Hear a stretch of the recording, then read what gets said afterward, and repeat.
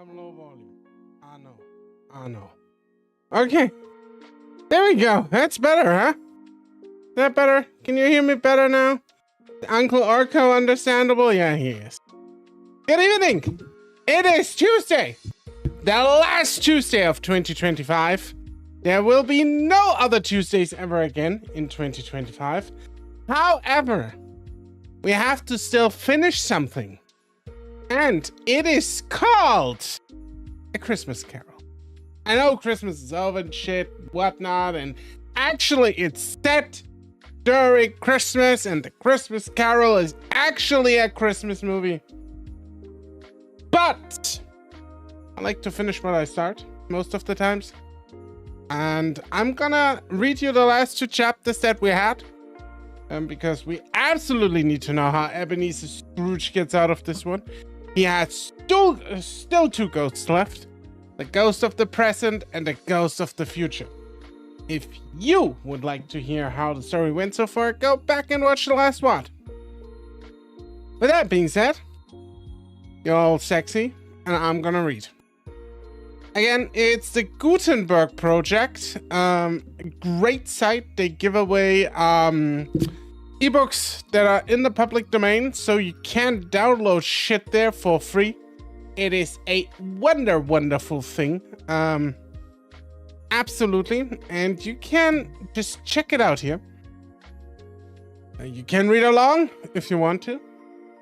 I'm gonna pin the link in case you want to read along. And we are going to read some more of this wonderful Christmas story.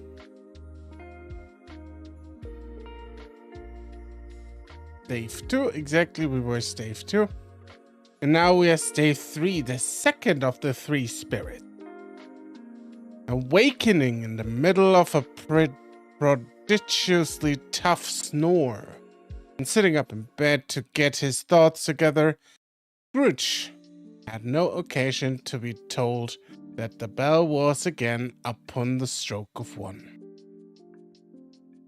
He felt that he was restored consciousness right in the nick of time for the especial purpose of holding a conference with the second messenger dispatched to him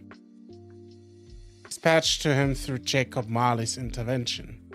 But finding that he turned uncomfortably cold when he began to wonder which of his curtains this new spectre would draw back, he put them everyone aside with his own hands, and lying down again, established a sharp lookout all around the bed. For he wished to challenge the spirit on the moment of its appearance, and did not wish to be taken by surprise and made nervous.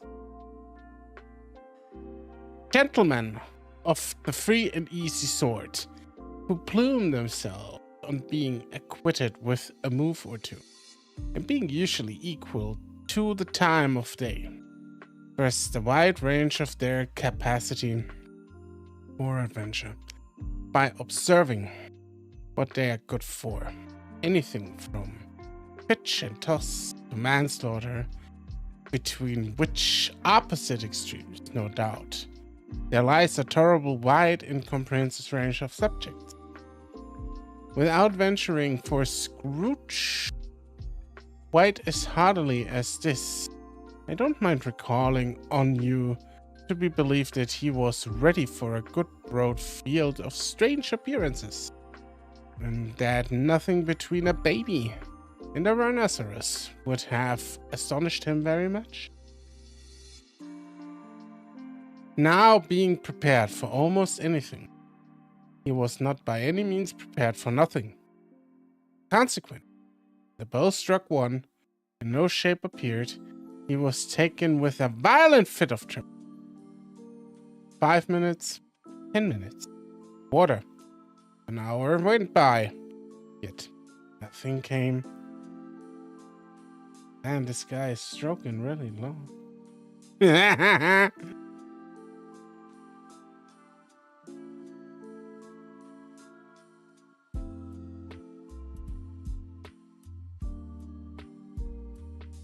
All this time, he laid upon his bed, the very core and center of a blaze of ruddy light, which streamed upon it when the clock proclaimed the hour, and which, being only light, was more alarming than a dozen ghosts, as he was powerless to make out what it meant, what would be at, and was sometimes apprehensive that he might be at that very moment, an interesting case of spontaneous combustion, without having the consolation of knowing it.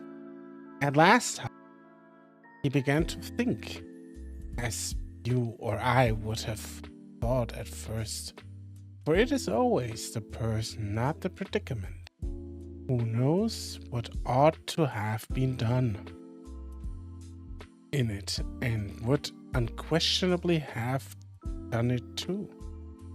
Last, I say, he began to think that the source and secret of this ghostly light might be in the adjoining room, from whence, on further tracing it, it seemed to shine. This idea taking full possession of his mind, he got up softly and shuffled in his slippers to the door. The moment Scrooge's hand was on the lock, a strange voice called him by his name and bade him enter. He obeyed.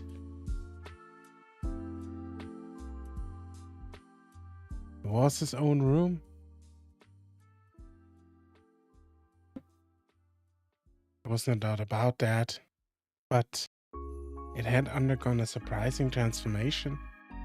The walls and ceiling were so hung with living green that it looked a perfect grove. From every part of which bright gleaming berries glistened, the crisp leaves of holly, mistletoe, and ivy reflected back the light, as if so many little mirrors had been scattered there. And as such, a mighty blaze went roaring up the chimney, as the dull petrification of a hearth had never known in Scrooge's time, or Marley's for many a winter season gone. Heaped up on the floor to form a kind of throne, where turkey, geese, game, poultry, brawn, great joints of meat, sucking pigs, long wreaths of sausages, mince pies, plum puddings, barrel of oysters, red-hot chestnuts, hairy-cheeked apples, juicy oranges, luscious pears, immense 12 cakes, and seething bowls of punch that made the chamber dim with their delicious steam. In easy state upon this couch there sat a jolly giant, glorious to see, who bore a glowing torch in shape not unlike Plenty's horn, and held it up high to shed its light on Scrooge as he came peeping round the door. "Come in!" exclaimed the ghost. "Come in and know me better, man!" Scrooge entered timidly and hung his head before the spirit. He was not the dogged Scrooge that he had been, and though the spirit's eyes were clear and kind, he did not like to meet them. "I am the ghost of Christmas present," said the spirit. "Look upon me." Scrooge reverently did so. It was clothed in one simple deep green robe, or mantle, bordered with white fur. This garment hung so loosely on the figure that its capacious breast was bare, as if disdaining to be warded or concealed by any artifice. Its feet, observable beneath the ample folds of the garment, were also bare, and on its head it wore no other covering than a holy wreath. Set here and there were shining icicles. Its dark brown curls were long and free as its genial face, its sparkling eyes, its open hand, its cheery voice, its unconstrained demeanor, and its joyful air. Girded round its middle was an antique scabbard, but no sword was in it, and the ancient sheath was eaten up with rust. "You have never seen the like of me before," exclaimed the spirit. "Never," Scrooge made answer to it. "Have never walked forth with the younger members of my family, meaning, for I am very young. My elder brothers born in these later years," pursued the phantom. "I don't think I have," said Scrooge. "I am afraid I have not. Have you many brothers, spirit?" "More than 1800, said the ghost. "Tremendous family to provide for," muttered Scrooge. The ghost of Christmas Present rose. "Spirit," said Scrooge submissively, "conduct me where you will. I went forth last night on compulsion, and I learned a lesson which is working now. Tonight, if you have aught to teach me, let me profit by it. Touch my rope." Scrooge did as he was told and held it fast. Holly, mistletoe, red berries, ivy, turkeys, geese, game, poultry, brawn, meat, pigs, sausages, oysters, pies, puddings, fruit, and punch all vanished instantly.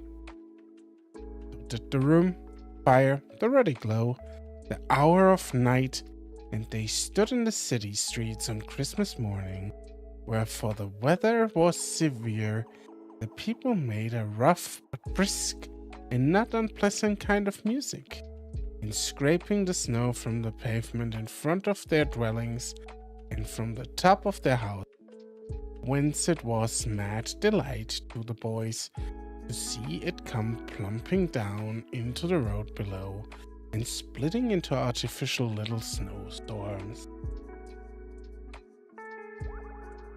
The house fronts looked back and black enough, and the windows blacker, contrasting with the smooth white sheet of snow upon the roofs and with the dirtier snow upon the ground, which last deposit had been plowed up in deep furrow by the heavy wheel of carts and wagons, furrows that crossed and recrossed each other hundreds of times, where the great streets branched off and made intricate channels hard to trace in the thick yellow mud and icy water.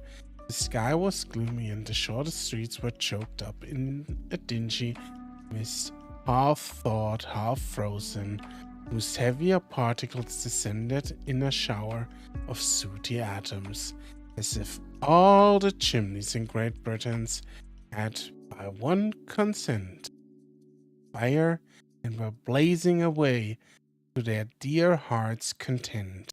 There was nothing very cheerful in the climate or the town, and yet was there an air of cheerfulness, abroad that the clearest summer air and the brightest summer sun might have endeavored to diffuse in vain. For the people who were shuffling away on the housetops were jovial and full of glee, calling out to one another from the parapets, and now and then exchanging a facetious snowball, better-natured missile far than many, a wordy jest, laughing heartily if it went right, and less heartily if it went wrong. The poulterer's shop were still half open, and the fruiters were radiant with their glory. There were great round pot-bellied baskets of chestnuts, shaped like the waistcoats of jolly old gentlemen, looking at the doors and tumbling out into the street in their apoplectic opulence. There were ruddy brown-faced, broad-girthed Spanish onions, shining in the fatness of their growth like Spanish friars, and winking from their shelves in wanton slyness at the girls as they went by, and glanced demurely at the hung-up mistletoe. There were pears and apples clustered high in blooming pyramids. There were bunches of grapes made in the shopkeeper's benevolence to dangle from conspicuous hooks that people's mouths might water gratis as they passed.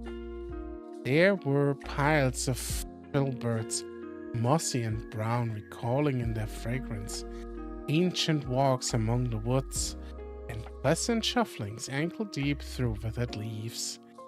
There were Norfolk biffins, squab and swarthy, setting off the yellow of the oranges and lemons, and in the great compact of their juicy person, urgently entreating and beseeching to be carried home in paper bags and eaten after dinner. The very gold and silver fish set forth among these choice fruits in a bowl, though members of a dull and stagnant-blooded race appeared to know that there was something going on, and the fish went gasping around and round their little world in slow and passionless excitement.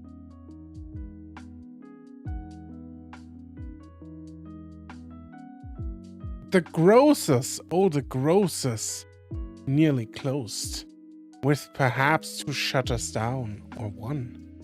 But through those gaps, such glimpses, it was not alone that the scales descending on the counter made a merry sound, or that the twine and roller parted company so briskly, or that the canisters were rattled up and down like juggling stick tricks, or even that the blended scents of tea and coffee were so grateful to the nose, or even that the raisins were plentiful and rare, the almonds so extremely white, the sticks of cinnamon so long and straight, the other spices so delicious, the candied fruit so caked and spotted with molten sugar as to make the coldest lookers on feel faint and subsequently bilious. Nor was it the urge, nor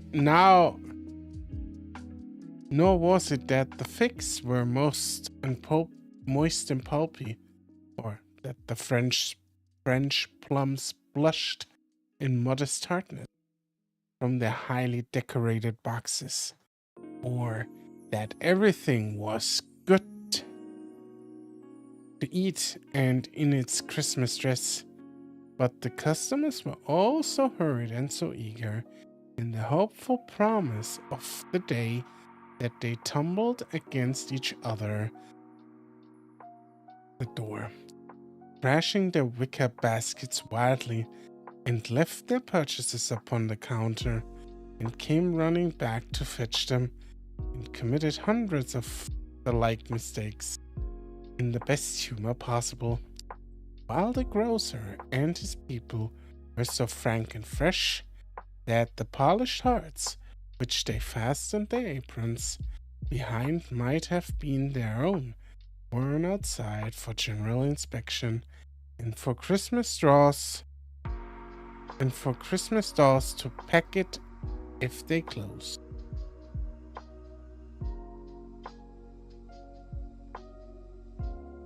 But soon the steeples called good people all to church and chapel, and away they came, flocking through the streets in their best clothes and with their gayest faces, and at the same time there emerged from scores of by streets, lanes, and nameless turnings.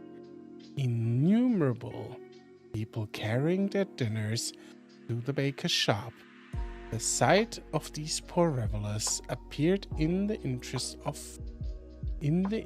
the spirit very much, for he stood with Scrooge beside him in a baker's doorway and taking off the covers as their bearers passed, sprinkled incense on their dinners from his torch, and it was a very uncommon kind of torch. For once or twice, when there were angry words between some dinner carriers who had jostled each other, he shed a few drops of water on them from it, and their good humor was restored directly. For they said it was a shame to quarrel upon on Christmas Day. Though it was. God love it, though it was.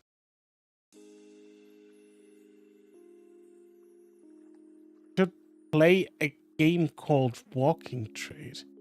The store simulator where you're running a store during the apocalypse. Did you recommend me something similar where you shoot zombies?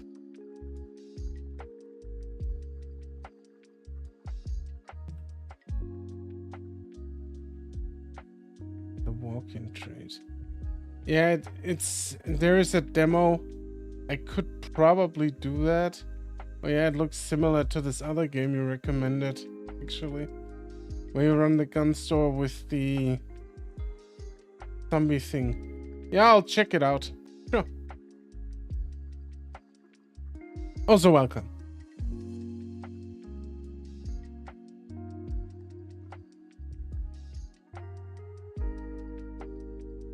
In time the bells ceased and the bakers were shut up, and yet there was a genial shadowing forth of all these dinners and the progress of their cooking in the thought blotch of wet above each baker's oven, where the pavement smoked as if its stone were cooking too. Is there a peculiar flavor in what you sprinkle from your torch? Asked. There is, my own. What would it apply to any kind of dinner on this day? Scrooge. To any kindly given to a poor one most. Why to the poor one most? Asked Scrooge. Because it needs it most. Bear it, said Scrooge, after a moment's thought. I wonder you. Of all the beings in the many worlds about us, should desire to cramp these people's opportunities of innocent enjoyment.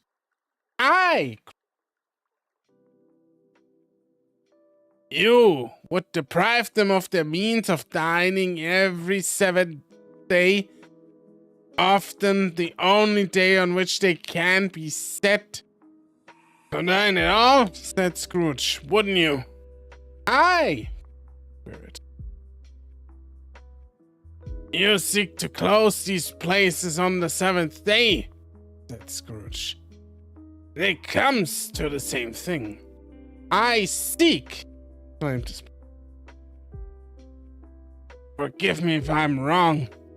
It's been done in your name, or at least in that of your family, said Scrooge.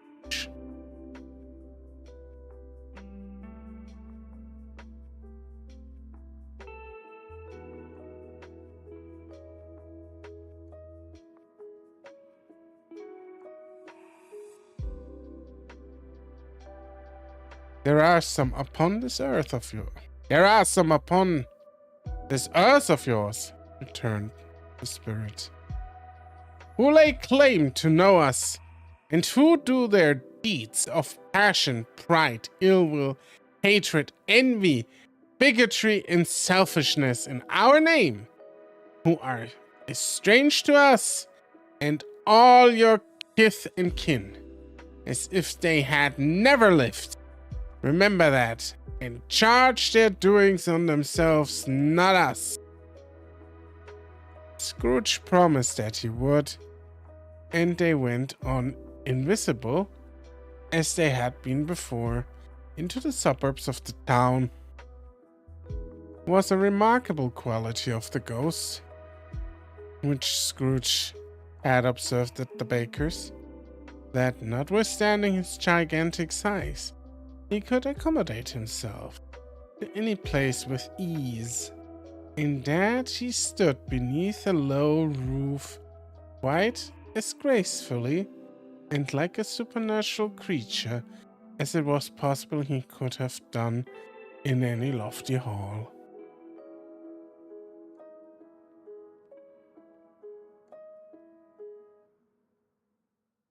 And perhaps it was the pleasure the good spirit had in showing off his powers of his, or else it was his own kind, generous, hardy nature, and his sympathy with all poor men that led him straight to Scrooge's clerks. For there he went, and Scrooge with him, holding to his robe. And on the threshold of the door, the spirit smiled and stopped to bless Bob Cratchit's dwelling with the sprinkling of his torch. Think of that. Bob had but 15, Bob a week himself. He pocketed on Saturdays but 15 copies of his Christian name, and yet the ghost of Christmas present blessed his four-roomed house.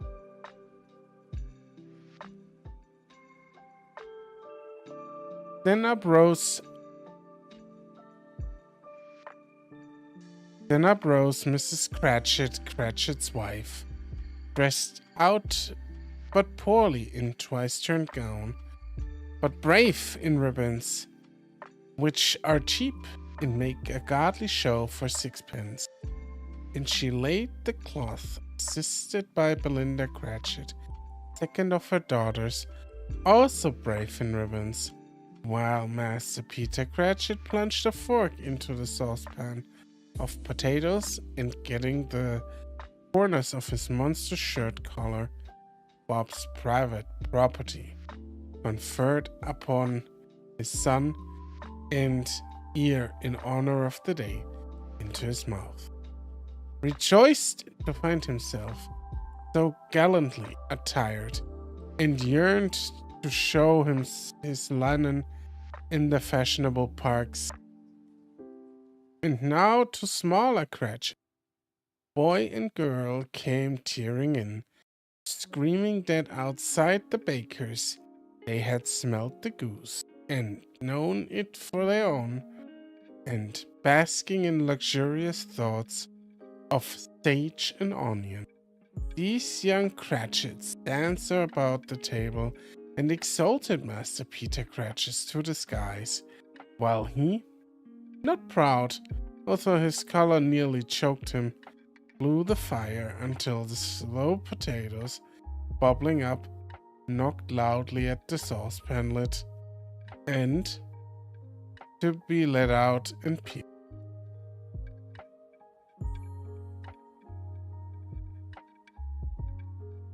What has you ever got your precious father then? Said Mrs. Cratchit. And your brother, Tiny Tim, and Martha wasn't as late last Christmas Day by half an hour. Yes, Martha, mother, said a girl, appearing as she spoke. Yes, Martha, mother, cried the two Cratchits. Hurrah, there's such a goose, Martha. Why, bless your heart, my dear, how late you are, said Mrs. Cratchit, kissing her a dozen times, and taking off her shawl and bonnet for her with officious zeal. We deal of work to finish up last, replied the girl, and had a clear away this morning, mother. Well, never mind, so long as you are come, said Mrs. Cratchit. Sit ye down before the fire, my dear, and have a warm. Lord bless you.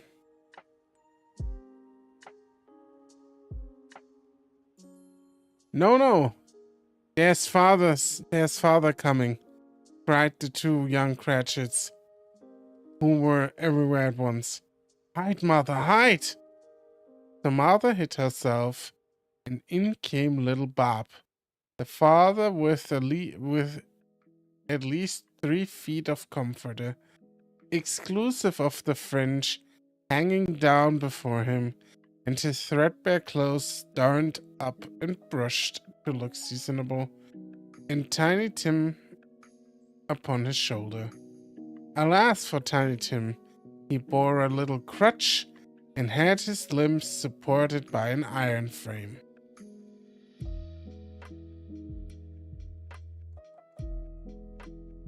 Why, where's Mother? Cried Bob Cratchit, looking around. Not coming, said Mrs. Cratchit. Not coming? Said Bob with a sudden dislension in his high spirits, for he had been Tim's blood horse all the way from church and had come home rampant. Not coming upon Christmas Day. Mother didn't like to see him disappointed, if it were only a joke. So she came out prematurely from behind the closet door and ran into his arms, while the two young Cratchits hustled Tiny Tim and bore him off into the wash house, that he might hear the pudding singing in the copper. And how did little Tim behave? Asked Mrs. Cratchit, when she had rallied Bob on his credulity, and Bob had hugged his daughter to his heart's content. As good as gold, said Bob. And better. Somehow he gets thoughtful, sitting by himself so much, and thinks the strangest things you ever heard. He told me, coming home, that he hoped the people saw him in the church, because he was a cripple, and it might be pleasant to them to remember upon Christmas Day who made lame beggars walk and blind men see. Bob's voice was tremulous when he told them this, and trembled more when he said Tiny Tim was growing strong and hardy. His active little crutch was heard upon the floor, and back came Tiny Tim before another word was spoken, escorted by his brothers and sister to his stool beside the fire, and while Bob turning up his cuffs as a poor fellow, they were capable of being made more shabby, compounded some hot mixture in a jug with gin and lemons, and stirred it round and round, and put it on the hob to simmer. Master Peter and the two ubiquitous young Cratchits went to fetch the goose, with which they soon returned in high possession. Such a bustle ensued that you might have thought a goose, the rarest of all the birds, a feathered phenomenon to which a black swan was a matter of course, and in truth, it was something very like it in that house. Mr. Cratchit made the gravy ready beforehand in a little saucepan hissing hot. Master Peter mashed the potatoes with incredible vigor. Miss Belinda sweetened up the applesauce. Martha dusted the hot plates. Bob took Tiny Tim beside him in a tiny corner at the table. Two young Cratchits set chairs for everybody, not forgetting themselves, and mounting guard upon their posts, crammed spoons into their mouth, lest they should shriek for goose before their turn came to be held. At last, the dishes were set on, and grace was said. It was succeeded by a breathless pause as Mrs. Cratchit, looking slowly all along the carving knife, prepared to plunge it in the breast. But when she did, and when the long-expected gush of stuffing issued forth, one murmur of delight arose all around the board. Even Tiny Tim, excited by the two young Cratchits, beat on the table with the handle of his knife and feebly cried, "Hurrah!"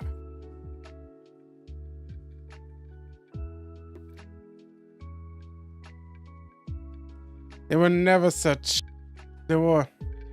never was such a goose. Bob said he didn't believe there ever was such a goose cooked. Its tenderness and flavor, size and cheapness were the themes of universal admiration. Eked out by applesauce and mashed potatoes, it was a sufficient dinner for the whole family. Indeed, as Mrs. Cratchit said, the great delight, surveying one small atom of a bone upon the dish, they hadn't ate it all at last. Yet everyone had had enough. And the youngest Cratchits in particular were steeped in sage and onion to the eyebrow. But now, the plates being changed by Miss Belinda, Mrs. Cratchit left the room alone, too nervous to bear witness, to take a pudding up and bring it in.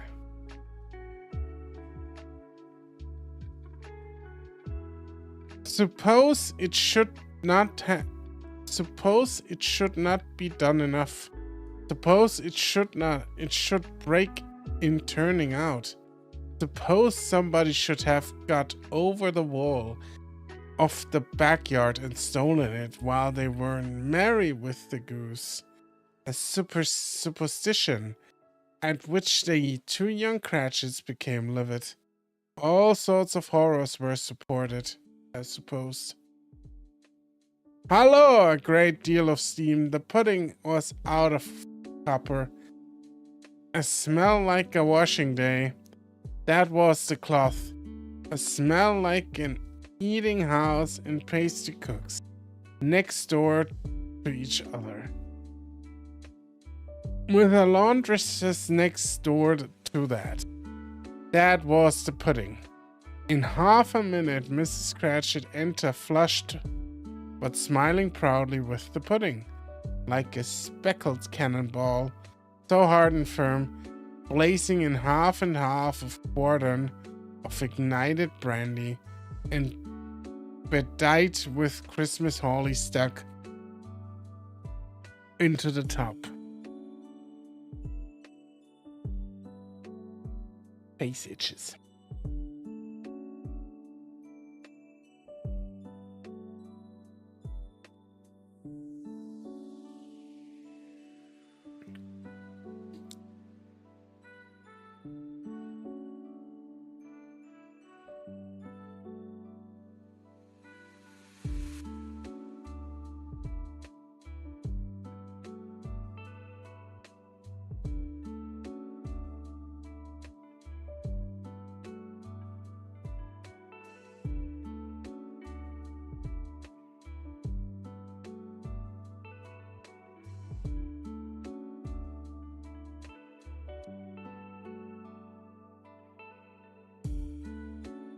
Okay, time to continue.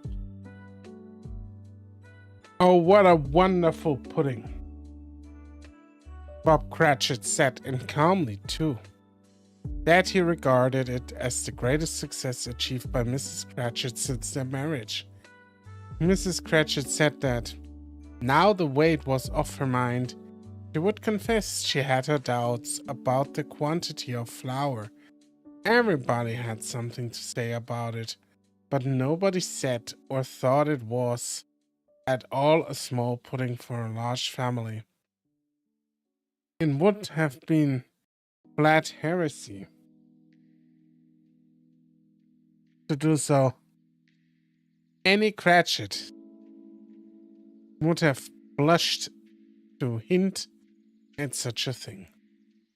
At last the dinner was all done, the clothes was cleared, the hearth swept, and the fire made up. The compound in the jug being tasted and considered perfect, apples and oranges were put upon the table, and a shovelful of chestnuts on the fire. Then all the Cratchit family drew around the hearth in what Bob Cratchit called a circle, meaning a half one, and at Bob Cratchit's elbow stood the family display of glass, 2 tumblers, and a custard cup without a hand.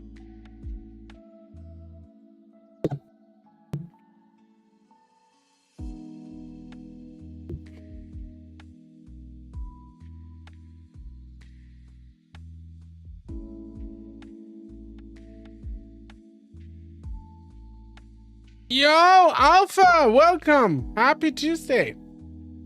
Hope you're doing well.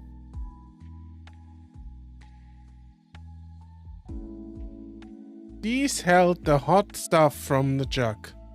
However, as well as golden goblets would have done, and Bob served it out with beaming looks, while the chestnuts on the fire sputtered and cracked noisily. Then Bob proposed, "Merry Christmas to all of us, my dears. God bless us. Glad you're doing good." Which all the family re-echoed. "God bless us, everyone," said Tiny Tim, the last of all. He sat very close to his father's side, upon his little stool. Bob held his withered little hand in his, as if he loved the child and wished to keep him by his side, and dreaded that he might be taken from him. "Spirit," said Scrooge, with an interest he never felt before. "Tell me if Tiny Tim will live." "I see a vacant seat," replied the ghost, "in the poor chimney corner, and a crutch without an owner carefully preserved. If these shadows remain unaltered by the future, the child will die." "No, no," said Scrooge. "Oh, no, kind spirit. Say he will be spared." "If these shadows remain unaltered by the future, none other of my race," returned the ghost, "will find him here. What then? If he be like to die, he had better do it, and decrease the surplus population." Scrooge hung his head to hear his own words quoted by the spirit, and was overcome with penitence and grief.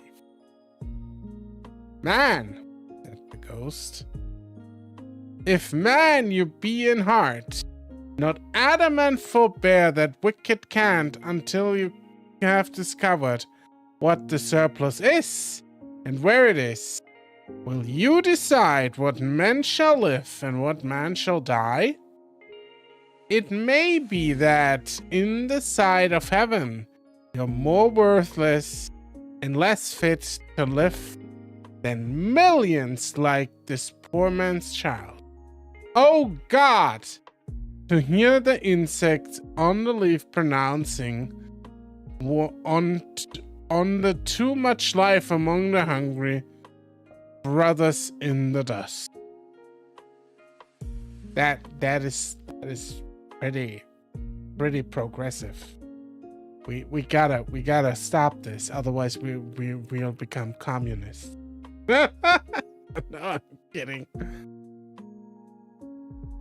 Scrooge bent before the ghost, rebuked and trembling, cast his eyes upon the ground, but he raised them speedily on hearing his own name. Mr. Scrooge, said Bob. I'll give you Mr. Scrooge, the founder of the feast. The founder of the feast, indeed, cried Mrs. Cratchit, reddening. I wish I had him here. I give him a piece of my mind to feast upon, and I hope he'd have a good appetite for it. My dear, said Bob, the children, Christmas Day. It should be Christmas Day, I'm sure, she said. On which one drinks the health of such an odious, stingy-heart, unfeeling man as Mr. Scrooge. She's like, motherfucker, what are you doing? You know he is, Robert. Nobody knows it better than you do, poor fellow. My dear, was Bob's mild answer. Christmas Day. I'll drink his health for your sake and the day's, said Mrs. Cratchit. Not for long, long life to him. Merry Christmas and a Happy New Year. He'll be very merry and very happy, I have no doubt.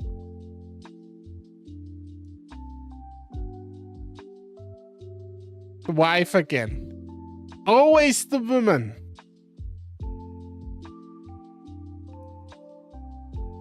The children drank the toast after her. It was the first of their proceedings, which had no heartiness in it. Tiny Tim drank it last of all, but he didn't care 2 pence for it. Scrooge was the ogre of their family. The mention of his name cast a dark shadow on the party, which was not dispelled for full 5 minutes. After it had passed away, they were 10 times merrier than before, from the mere relief of Scrooge the Baleful being done with. Bob Cratchit told them how he had a situation in his eye for Master Peter, which would bring in, if obtained, full 5 and 6 pence weekly. The 2 young Cratchits laughed tremendously at the idea of Peter being a man of business, and Peter himself looked thoughtfully at the fire from between his collars, as if he were deliberating what particular investment he should favor when it came to the receipt of that bewildering income. Martha, who was a poor apprentice at a milliner's, then told them what kind of work she had to do, and how many hours she worked at a stretch, and how she meant to lie abed tomorrow morning for a good long rest. Tomorrow being a holiday she passed at home. Also how she had seen a countess and a lord some days before, and how the lord was much about as tall as Peter, at which Peter pulled up his collar so high that you couldn't see his head if you had been there. All this time the chestnuts and the jug went round, and by they had a song about a lost child traveling in the snow, from Tiny Tim, who had a plaintive little voice, and sang it very well indeed. There was nothing of high mark in this. They were not a handsome family. They were not well dressed. Their shoes were far from being waterproof. Their clothes were scanty, and Peter might have known, and very likely did, the inside of a pawnbroker's. But they were happy, grateful, pleased with one another, and contented with the time, and when they faded, and looked happier yet in the bright sprinklings of the spirit's torch at parting. Scrooge had his eyes upon them, and especially on Tiny Tim until the last. By the time it was getting dark and snowing pretty heavily,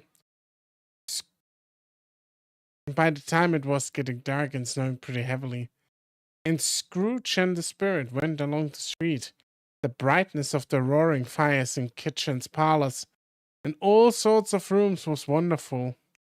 Here the flickering of the blaze showed preparations for a cozy dinner, with hot plates baking through and through before the fire and deep red curtains ready to be drawn to shut out cold and darkness.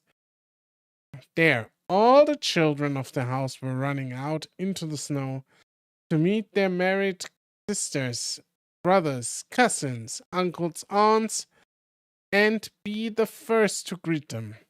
Here again were shadows on the window blinds of guests assembling, and there a group of handsome girls, all hooded and fur-booted, and all chattering at once, tripped lightly off to some near neighbor's house, where woe upon a single man who saw them enter, awful witches. Well, they knew it in a glow.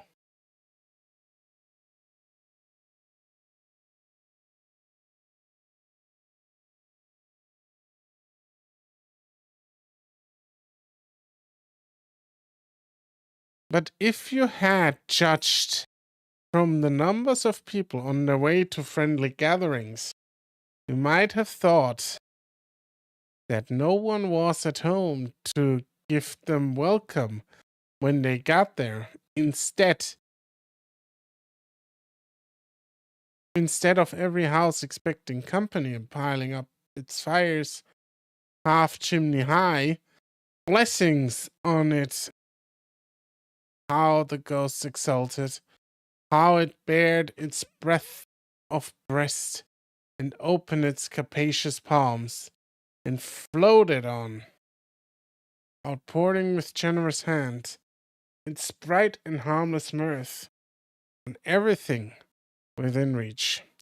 This very lamplighter who ran on before, dotting the dusky streets with specks of light, and who was dressed to spend the evening somewhere, laughed out loudly as the spirit passed, though little kenned the lamplighter that he had any company but Christmas.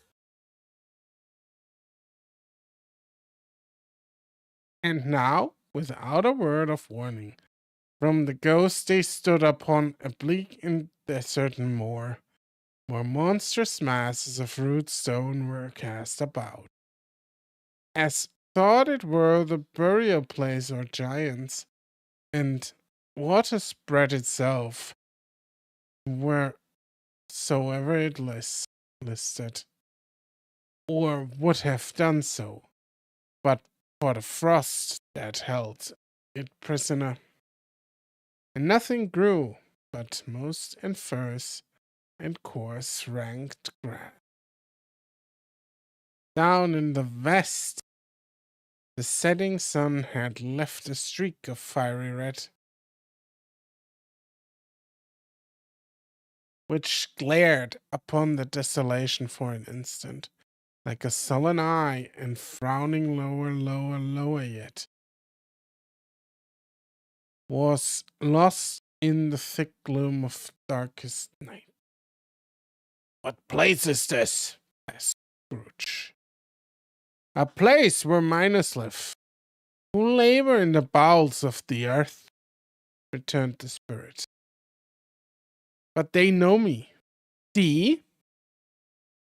A light shone from the window of a hut, and swiftly they advanced towards it. Passing through the wall of mud and stone, they found a cheerful company assembled round a glowing fire. An old man and woman, An old man and woman with their children and their children's children, and another generation beyond that, all decked out gaily in their holiday attire. The old man, in a voice that seldom rose above the howling of the wind upon the barren waste, was singing them a Christmas song. It had been a very old song when he was a boy, and from time to time they all joined in the chorus. So surely, as they raised their voices, the old man got quite blithe and loud, and so surely as they stopped, his vigor sank again. The spirit did not tarry here, but bade Scrooge hold his robe, and passing on above the moor, sped whither? Not to sea? To sea! And to Scrooge's horror, looking back, he saw the last of the land, a frightful range of rocks behind them, and his ears were deafened by a thundering of water, as it rolled and roared and raged among the dreadful caverns. It had worn and fiercely tried to undermine the earth. Built upon a dismal reef of sunken rocks, some league or so from shore, on which the water chafed and dashed the wild year through. There stood a solitary lighthouse. Great heaps of seaweed clung to its base, and storm birds, born of the wind, one might suppose the seaweed of the water, rose and fell about it. Like the waves, they skimmed. So I presume storm birds are, indeed, uh, seagulls.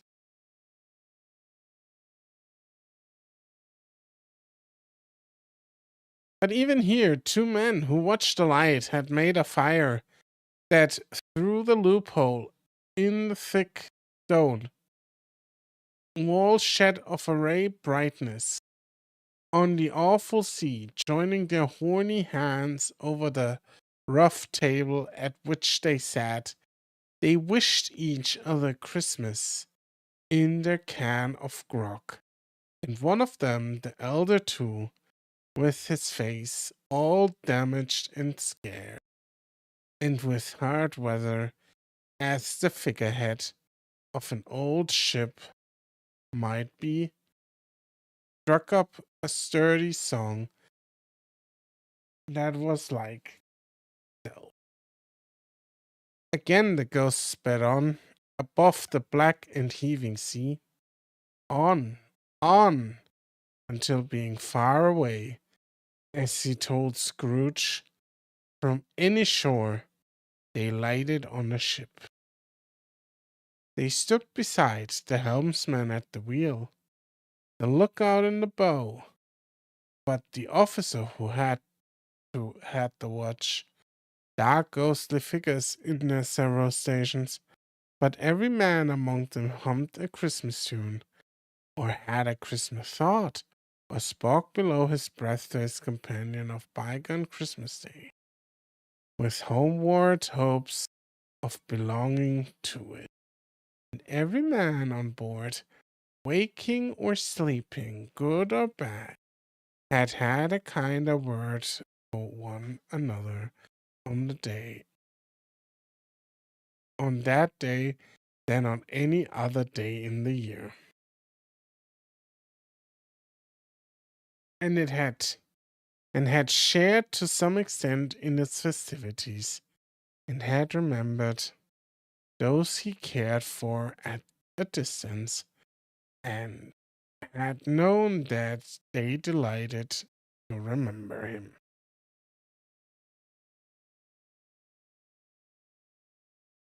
It was a great surprise to Scrooge I'm gonna make this a little bit larger. It was a great surprise to Scrooge, while listening to the moaning of the wind and thinking that a solemn thing it was move on through the lonely darkness over an unknown abyss. Those depths were secrets as profound as death. It was a great surprise to Scrooge, well disengaged, to hear hearty laugh. It was a much greater surprise to Scrooge to recognize it as his own nephew's, and to find himself in a bright, dry, gleaming room, with the spirit standing smiling by his side and looking at the same nephew with approving affability. "Ha!" laughed Scrooge's nephews. "Ha ha ha ha! If you should happen, if you should happen by an unlikely chance to know a more blessed in a laugh than Scrooge's nephew, all I can say is, I should like to know him too. Introduce him to me, and I'll cultivate his acquaintance." Ovo! A lot of ovo, actually. Ovo, ovo, ovo.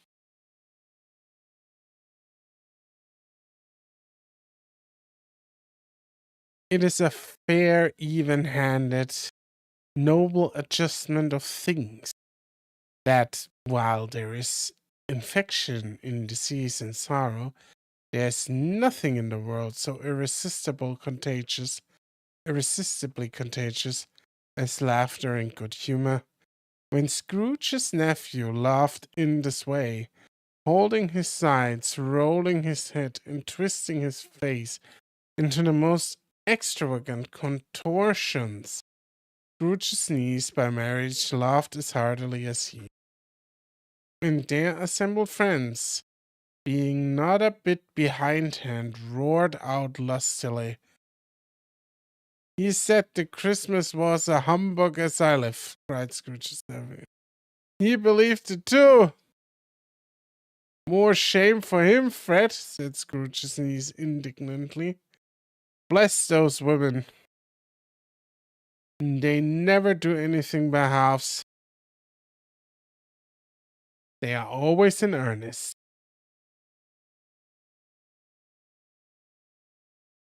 She was very pretty, exceedingly pretty, with a dimpled, surprised-looking capital face, a ripe little mouth that seemed made to be kissed, as no doubt it was, all kinds of good little dots about her chin that melted into one another when she laughed, and the surprise and the sunniest pair of eyes you never saw in any little creature's head. Altogether, she was what you would have called provoking, you know, but satisfactory too. Oh, perfectly satisfactory.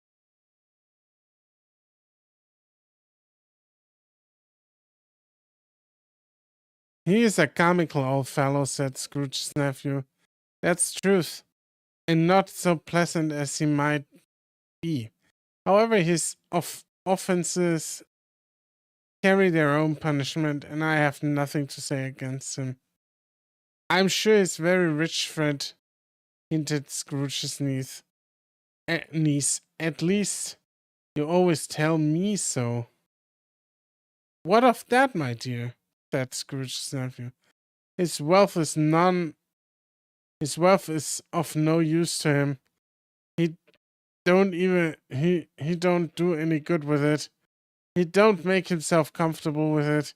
He hasn't the satisfaction of thinking that he is ever going to benefit us with it. "I have no patience with him," observed Scrooge's niece. Scrooge's niece's sister and all the other ladies expressed the same opinion. "Oh, I have," said Scrooge's nephew. "I'm sorry for him. I could be angry at him if I tried. Who suffers by his ill whims? Himself always. Here he takes it into his head to dislike us, and he won't come and dine with us. What's the consequence? He don't lose much of a dinner. Indeed, I think he loses a very good dinner, interrupted Scrooge's niece. Everybody else said the same, and they must be allowed to have been competent judges because they had just had dinner. And with the dessert upon the table, were clustered around the fire by lamplight. Well, I'm very glad to hear it, said Scrooge's nephew, because I haven't had any great faith in these young housekeepers. What do you say, Topper? Topper had clearly got his eye upon one of Scrooge's niece's sisters, for he answered that a bachelor was a wretched outcast who had no right to express opinions on the subject, whereas Scrooge's niece's sister, the plump one with the lace tucker, not the one with the roses, blushed.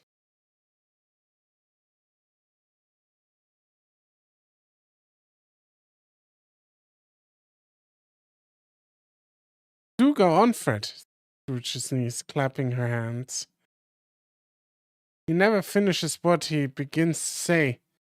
He is such a ridiculous fellow.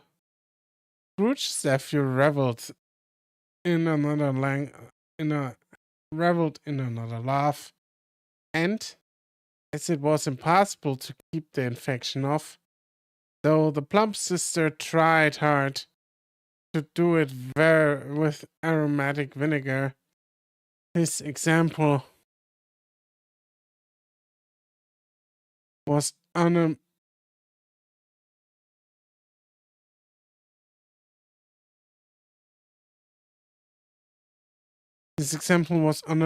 unanimously followed.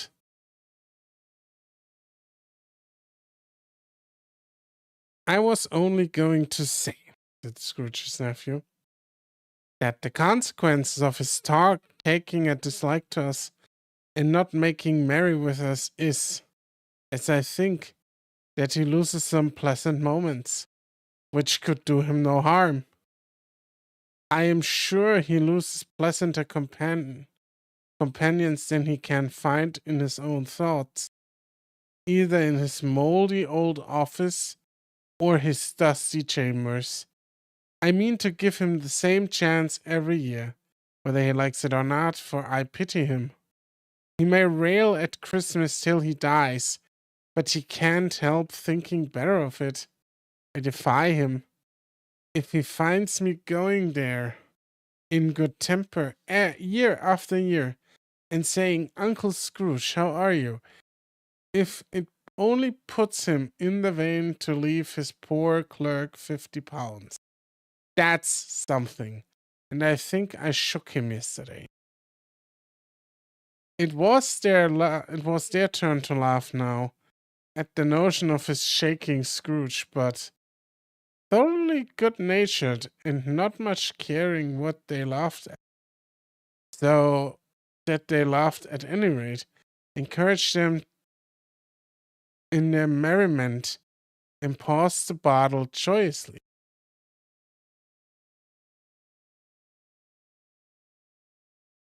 After tea, they had some music, for they were a musical family, and knew what they were about when they sung a glee or catch. I can assure you, especially Topper, who could growl away in the bass like a good one, and never swell the large veins in his forehead, or get red in the face over it. Scrooge's niece played well upon the harp, and played among other tunes a simple little air, a mere nothing. You might learn to whistle it in 2 minutes, which had been familiar to the child who fetched Scrooge from the boarding school, as he had been reminded by the ghost of Christmas past. When his strain of music sounded, when this strain of music sounded, all the things that the ghost had shown came upon his mind. He softened more and more and thought that if he could have listened to it often, years ago, he might have cultivated the kindness of life for his own happiness with his own hands without resorting to Saxon's spade that buried Jacob Marley.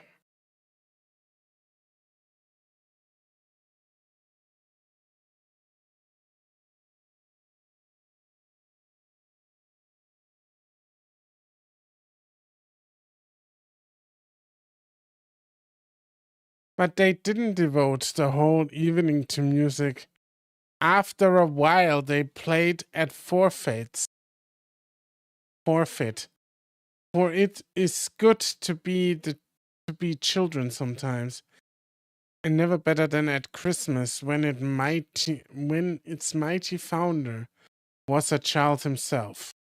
Stop! There was first a game at Blindman's Buff. Of course there was. And I no more believe Topper was really blind than I believe he had eyes in his boots. My opinion is that it was a done thing between him and Scrooge's nephew, and that the ghost of Christmas present knew it. The way he went after the plump sister in the lace tucker was an outrage on the credulity of human nature. Knocking down the fire irons, tumbling over the chairs, bumping up against the piano, smothering himself amongst the curtains. Wherever she went, there went he. He always knew where the plump sister was. He wouldn't catch anybody else. If you had fallen up against him, as some of them did on purpose, he would have made a feint of endeavoring to seize you, which would have been an affront to your understanding, and would instantly be sidled off in the direction of the plump sister. She often cried out that it wasn't fair, and it really was not, but when at last he caught her, when in spite of all her silken rustling and her rapid flutterings past him, he got her into a corner whence there was no escape, then his conduct was the most execrable. What? Some of these words, dude. Execrable. For his pretending not to know her, his pretending that it was necessary to touch her headdress and further to assure him of her identity by pressing a certain ring upon her finger and a certain chain about her neck, was vile, monstrous. No doubt she told him her opinion of it when, another blind man being in office, they were so very confident together behind the curtains. Very flowery language.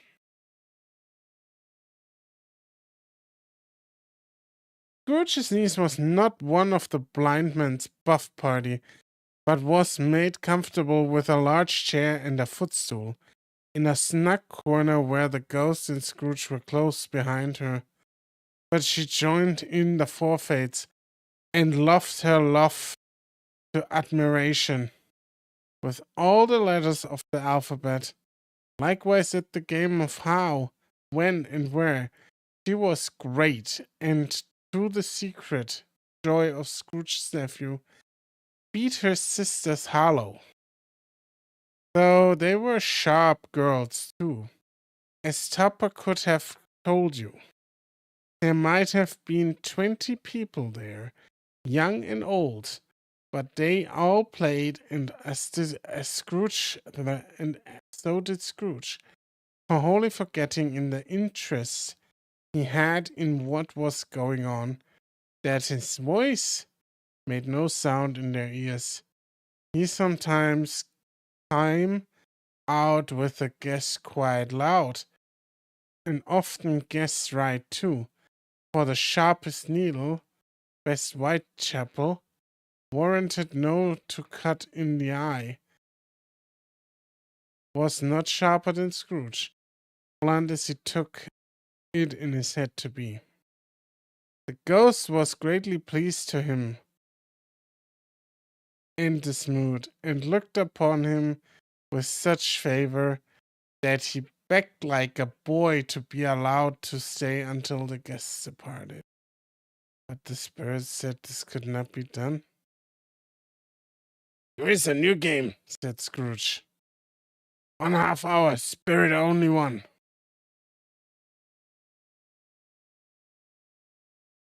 It was a game called Yes or and No, where Scrooge's nephew had to think of something, and the rest must find out what.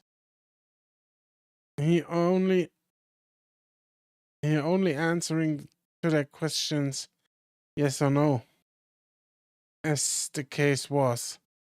The brisk fire of questioning to which he was exposed elicited from him that he was thinking of an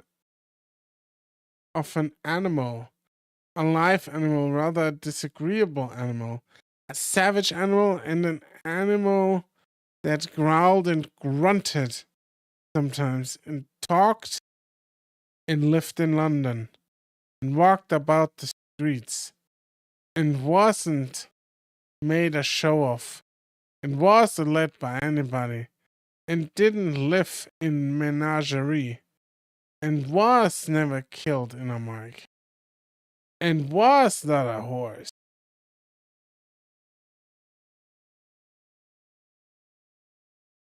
or an ass, or a cow, or a bull, or a tiger, or a dog, or a pig, or a cat, or a bear. At every fresh question that was put to him,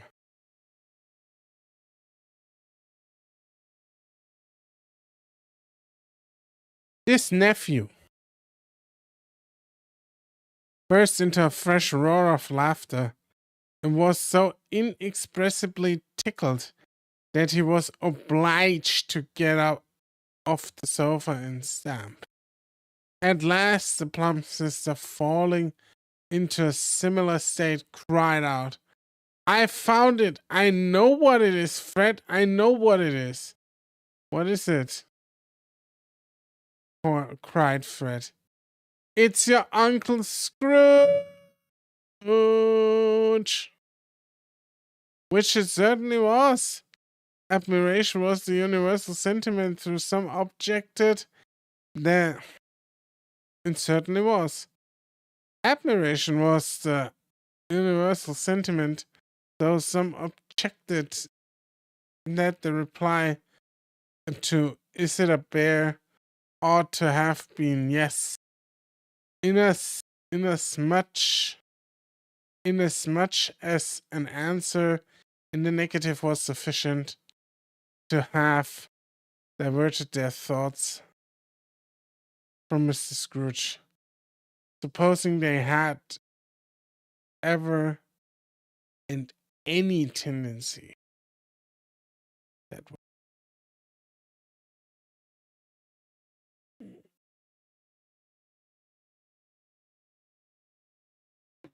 Jesus Christ, what's up now? I'm getting so really tired. "He was giving us plenty of merriment, I'm sure," said Fred. "And it would be ungrateful not to drink to his health. Here is a glass of mulled wine ready to our hand at the moment, and I say, Uncle Scrooge." "Well, Uncle Scrooge," they cried. A Merry Christmas and a Happy New Year to the old man, whatever he is, said Scrooge's nephew. He wouldn't take it from me, but may he have it nevertheless, Uncle Scrooge. Uncle Scrooge had imperceptibly become so gay and light of heart. He became so gay.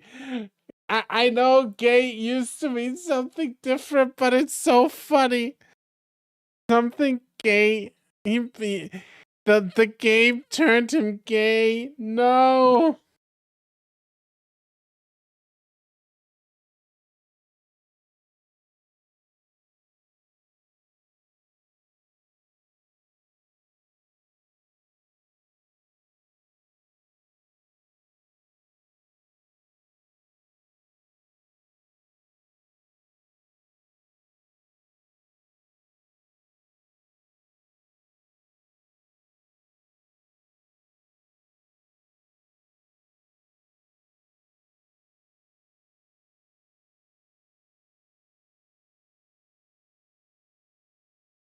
Uncle Scrooge had imperceptibly become so gay and light of heart that he would have pledged the unconscious company in return and thanked them in an inaudibly if the ghost had given him time.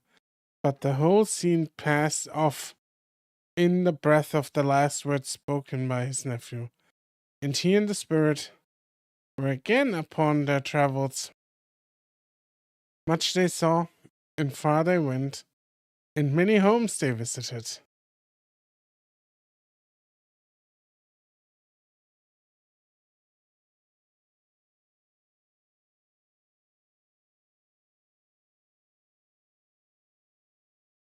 Much they saw, and far they went, and many homes they visited. But always with a happy end. The spirit stood beside sick beds, and they were cheerful on foreign lands, and they were close at home by struggling men, and they were patient in greater hope by poverty, and it was rich in almshouse, hospital, and gaol, in misery's every refuge, where vain man in his little brief authority had not made fast the door, and barred the spirit out. He left his blessing, and taught Scrooge his precepts. It was a long night.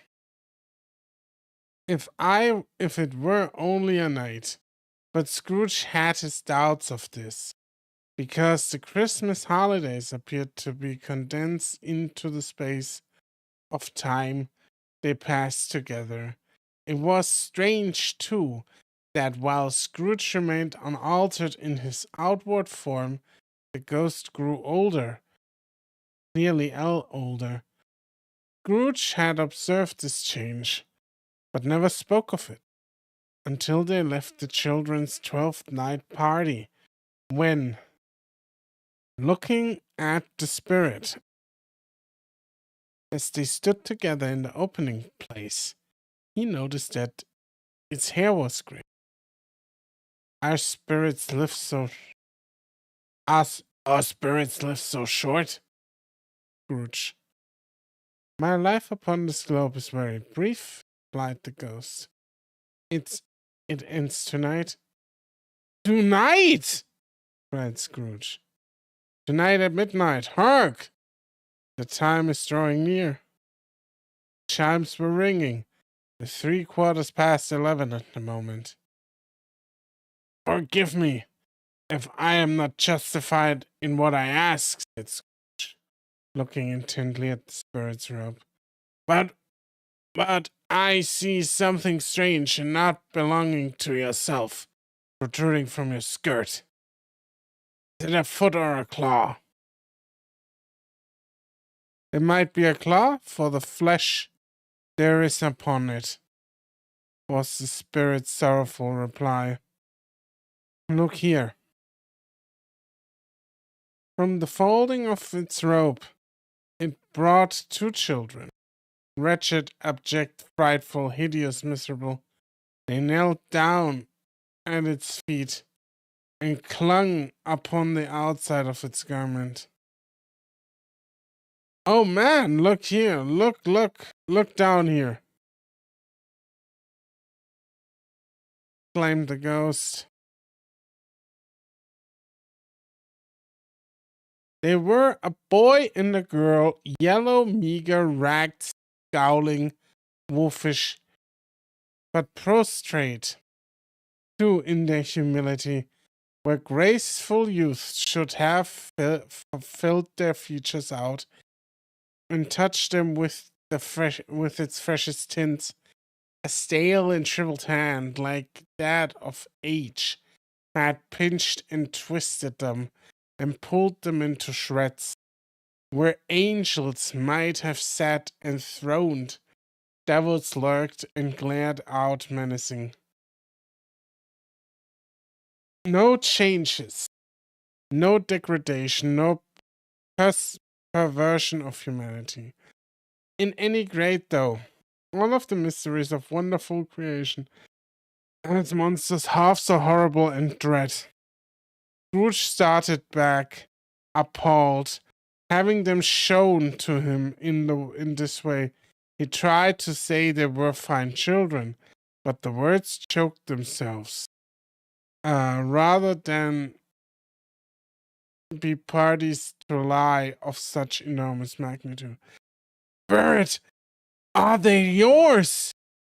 Scrooge could say no more. "They are man's," said the spirit, looking down upon them. "And they cling to me, appealing from their fathers. The boy's ignorance, the girl is want. Beware of them both and all of their degree, but most of all beware this boy, for on his brow I see that written which is doom unless the writing be erased. Deny it!"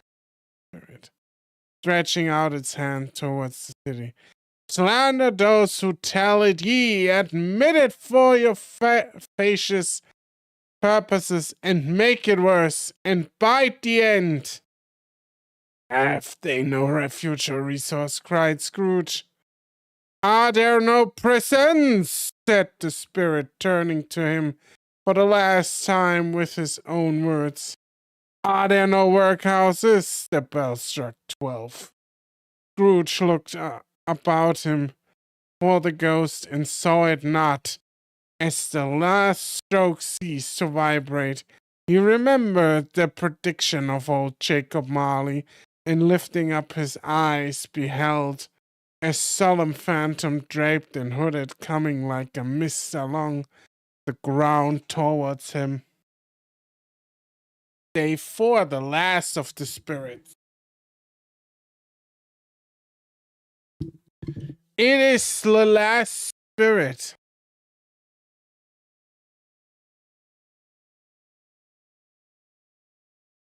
Yeah, this isn't too long anymore.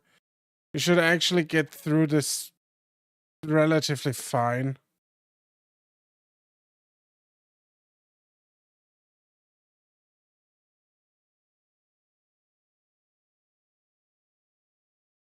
The phantom slowly, gravely, silently approached. When it came near him, Scrooge bent down upon his knee, for in the very air through which the spirit moved, it seemed a scatter gloom and mystery. It was shrouded in a deep black garment, which concealed its head, its face, its form, and left nothing of it visible, save an outstretched hand. But for this it would have been difficult to detach its finger from the night and separate it from the darkness by which it was surrounded. He felt it was tall and stately when it came beside him, and that its mysterious presence filled him with solemn dread. He knew no more, for the spirit neither spoke or moved. "I am in the presence of ghost of Christmas yet to come," said Scrooge. The spirit answered not, but pointed onward with his hand. You are about to show me shadows of the things that have not happened, but will happen in this time before us, Scrooge pursued. That's so, Spirit. The upper portion of the garment was contracted for an instant in its fold, as if the spirit had inclined its head. That was the only answer he received. Also, well used to ghostly company by his side. Although well used to ghostly company by this time, Scrooge feared the silent shape so much that his legs trembled beneath him, and he found that he could hardly stand when he prepared to follow it. The spirit paused a moment, observing his condition and giving him time to recover. But Scrooge was all the worse for this. It thrilled him with a vague, uncertain horror to know that behind the dusky shroud there were ghostly eyes intently fixed upon him, while though he stretched his own to the utmost, could see nothing but a spectral hand and one great heap of black. Ghost of the future, he exclaimed. I fear you more than any spectre I have seen, but as I know your purpose is to do me good, and I hope to live to be another man from what I was, I am prepared to bear you company, and do it with a thankful heart. Will you not speak with me?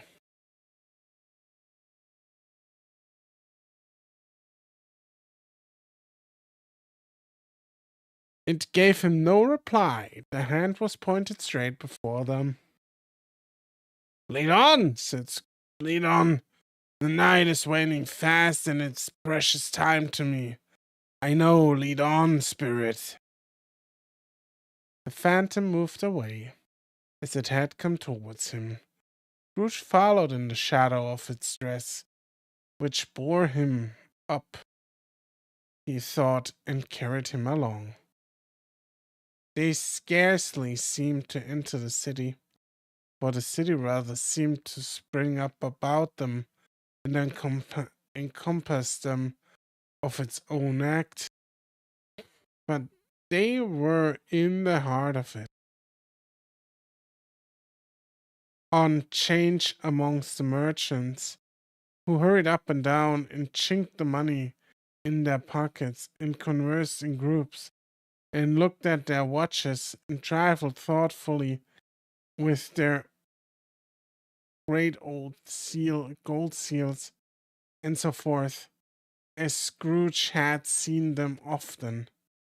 The spirit stopped beside one little knot of businessmen, observing that the hand was pointed to them. Scrooge advanced to listen to their talk. No, said a great fat man with a monstrous chin. I don't know much about it either way. I only know he's dead. When did he die? Last night, I believe. Why? What was the matter with him? Asked a third, taking a vast quantity of snuff from a very large snuff box.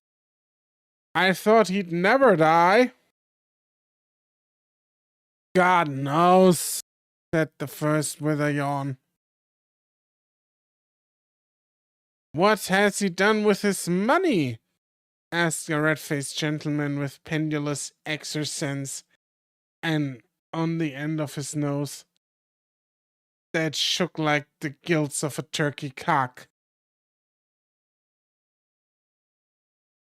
I haven't heard, said the man with the large chin, yawning again.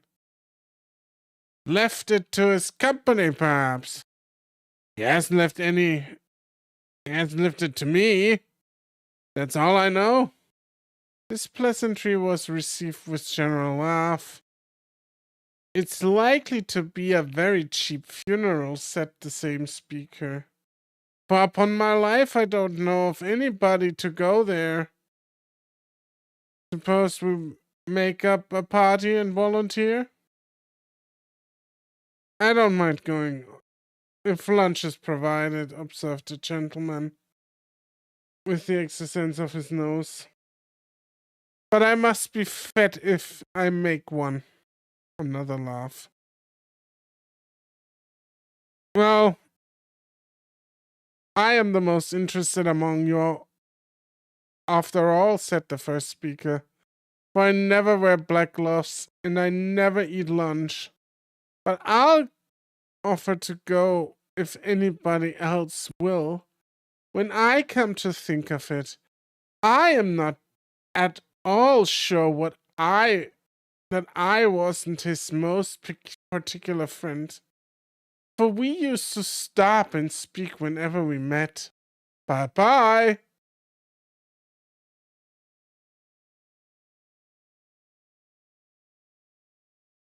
Speakers and listeners strolled away and mixed with other groups. Scrooge knew the men and looked towards the spirit for an explanation. The phantom glided on into a street. Finger pointed to two persons meeting. Scrooge listened, thinking that explanation might lie here. He knew these men all so perfectly. They were men of business, very wealthy, and of great importance. He had made a point always of standing well in their esteem, in a business point of view. That is, strictly in a business point of view. "How are you?" said one. "How are you?" turned the other. "Well," said the first one, "Old Scratch has got his own at last, eh?" "So I'm told," returned the second one. "Cold, isn't it?" "Seasonable for Christmas time. You're not a skater, I suppose?" No, something else to think of. Good morning." No other word. That was their meeting, their conversation, their parting. Ebenezer Scrooge is so unbelievably unimportant to these people. It's insane. Scrooge was at first inclined to be surprised that the spirit should attach importance to conversations apparently so trivial, but feeling assured that they must have some hidden purpose, he set himself to consider what was likely to be. They could scarcely be supposed to have any bearings on the death of Jacob, his old partner, for that was past, and this ghost's province was the future. Nor could he think of any immediate connection with himself, to whom he could apply them. But nothing doubting that, to whomever he applied, they had some latent moral for his own improvement. He resolved to treasure up every word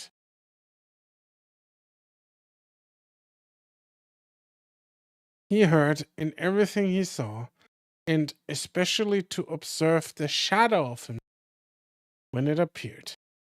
For he had an expectation that the conduct of his future would give himself the clue he missed, and would render the solution of these riddles easy. He looked about in the place for his own image, but another man stood in his accustomed corner, and though the clock pointed to his usual time of day for being there, he saw no likeness of himself among the multitudes that poured in through the porch.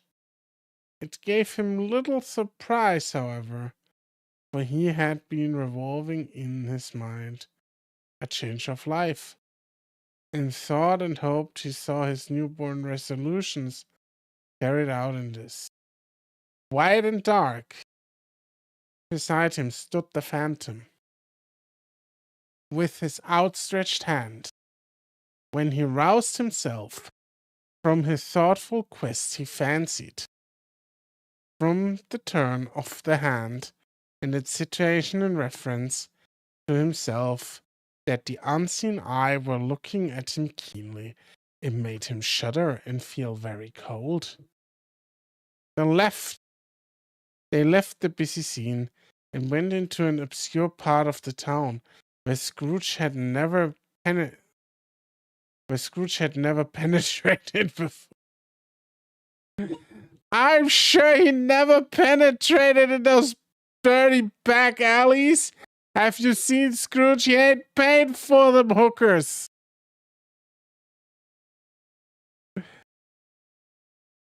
Also, he recognized its situation and its bad repute. The ways were foul and narrow, the shops and houses wretched, the people half naked, drunken, slipshod, ugly. Alleys and archways, like so many cesspools, disgorged their offences of smell and dirt, and life upon the straggling streets, and the whole quarter wrecked with crime, with filth and misery.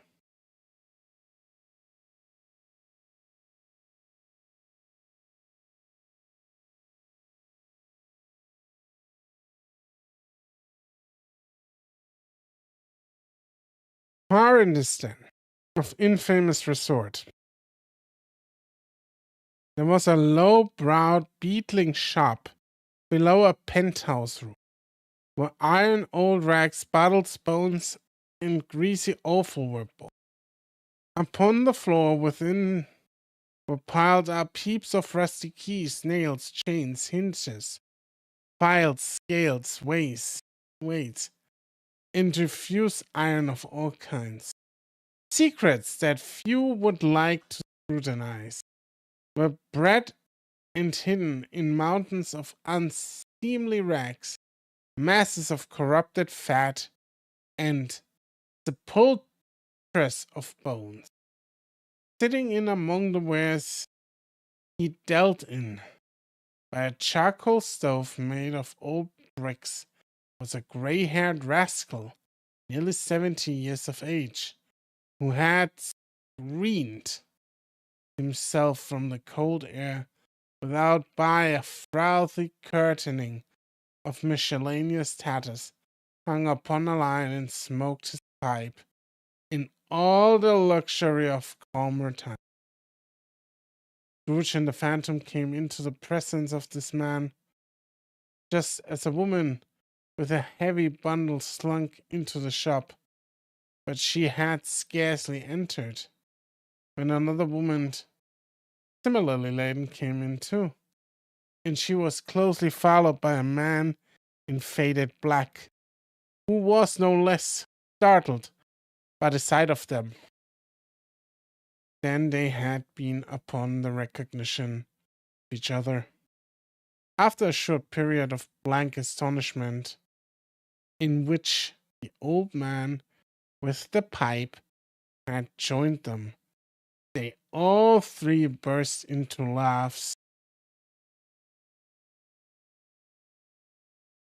"Let the chairwoman alone to be the first," cried she who had entered first. "Let the laundress alone to be the second, and let the undertaker's man alone to be the third. Look here, old Joe, here's a chance.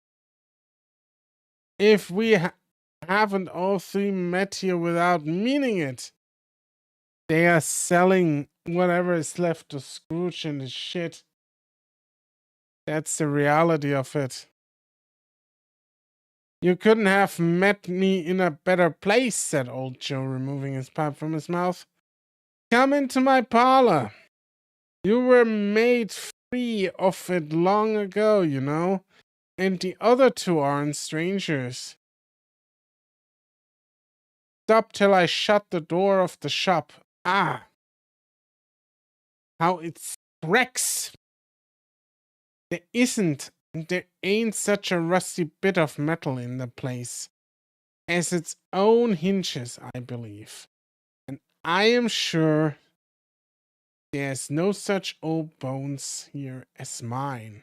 Aha! We are all suitably our calling. We are well matched. Come into the parlor. Come into the parlor. The parlor was the space behind the screen of rags. The old man raked the fire together with an old stair rod, and having trimmed his smoky lamp, for it was night, with the stem of his pipe, put it into his mouth again. While he did this, the woman who had already spoken threw her bundle on the floor and sat down in a flaunting manner on a stool, crossing her elbows and her knees, and looking with a bold defiance at the other two. What are the odds, then? What odds, Mrs. Dilber? Said the woman. Every person has a right to take care of themselves. He always did. That is true indeed, said the laundress. No man more so. Why then don't stand staring as if you was afraid, woman? Who's the wiser? You're not going to pick holes in each other's coats, I suppose. No, indeed, said Miss Silver. And the man. Together. We should hope not. Very well then, cried the woman. That's enough. Who's the worse for the loss of a few things like these? Not a dead man, I suppose. No, indeed, said Mrs. Dilber, laughing. If I wanted to keep him after he was dead, a wicked old screw, pursued the woman. Why wasn't he natural in his lifetime? If he had been, he'd have had somebody to look after him when he was struck with death, instead of lying gasping out his last there alone by himself.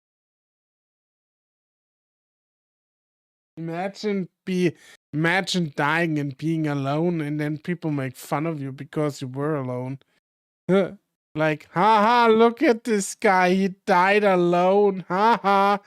Oh, what a fool. God.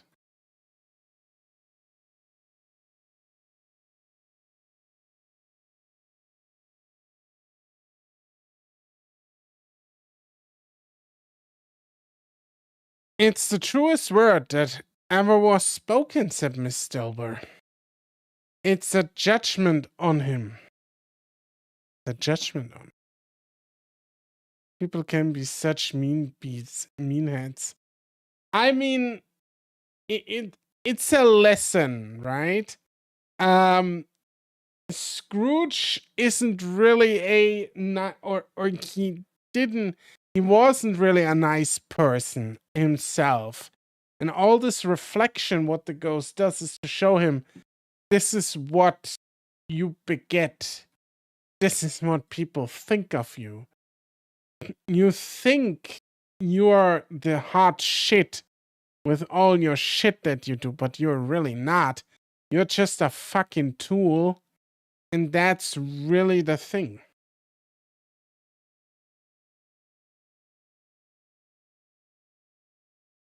I wish it was a little heavier judgment, replied the woman. And it should have been. You may depend upon it. If I could have laid my hands on anything else, open the bundle, old Joe, and let me know the value of it. Speak out plain. I'm not afraid to be the first, nor afraid for them to see it. We knew pretty well that we were helping ourselves before we met here. I believe. It's no sin. Open the bundle, Joe. But the gallantry of her friends would not allow this, and the man in faded black, mounting the breech first, produced his bundle. It was not extensive. A seal or two, a pencil case, a pair of sleeve buttons, and a brooch of no great value were all. They were severally examined and appraised by old Joe, who chalked the sums he was disposed to give for each upon the wall, and added them up in total when he found that there was nothing more to come. "That's the account," said Joe, "and I would give another sixpence if I was to be boiled for not doing it. Who's next?" Mrs. Dilber was next. Sheets and towels, a little wearing apparel, 2 old-fashioned silver teaspoons, a pair of sugar tongues, and a few boots. Her account was stated on the wall in the same manner. "I will always give too much to ladies. It's a weakness of mine, and that's the way I ruin myself," said old Joe. "Pussy hound. That's your account. If you ask me for another penny and made it an open question, I'd repent of being so liberal and knock off £1/2." "And now undo my bundle, Uncle Joe," said the first woman. Joe went down on his knees for the greater convenience of opening it, and having unfastened a great many knots, dragged out large, heavy roll of some dark stuff. "What do you call this?" said Joe. "Bed curtains?" "Ah," returned the woman, laughing and leaning forward on her crossed arms. "Bed curtains. You don't mean to say you took 'em down, rings and all, with him lying there," said Joe. "Yes, I do," replied the woman. "Why not? You were born to make a fortune," said Joe, "and you'll certainly do it." "I certainly shan't hold my hand when I can get anything in by reaching it out, for the sake of such a man as he was. I promise you, Joe," returned the woman coolly. "Don't drop the oil upon the blankets now." "His blankets?" asked Joe. "Whose else do you think?" replied the woman. "He is likely to take cold without 'em, I dare say."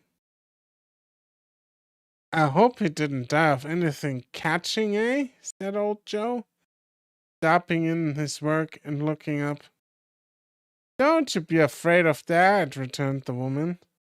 "I ain't so fond of his company that I'd loiter about him for such things.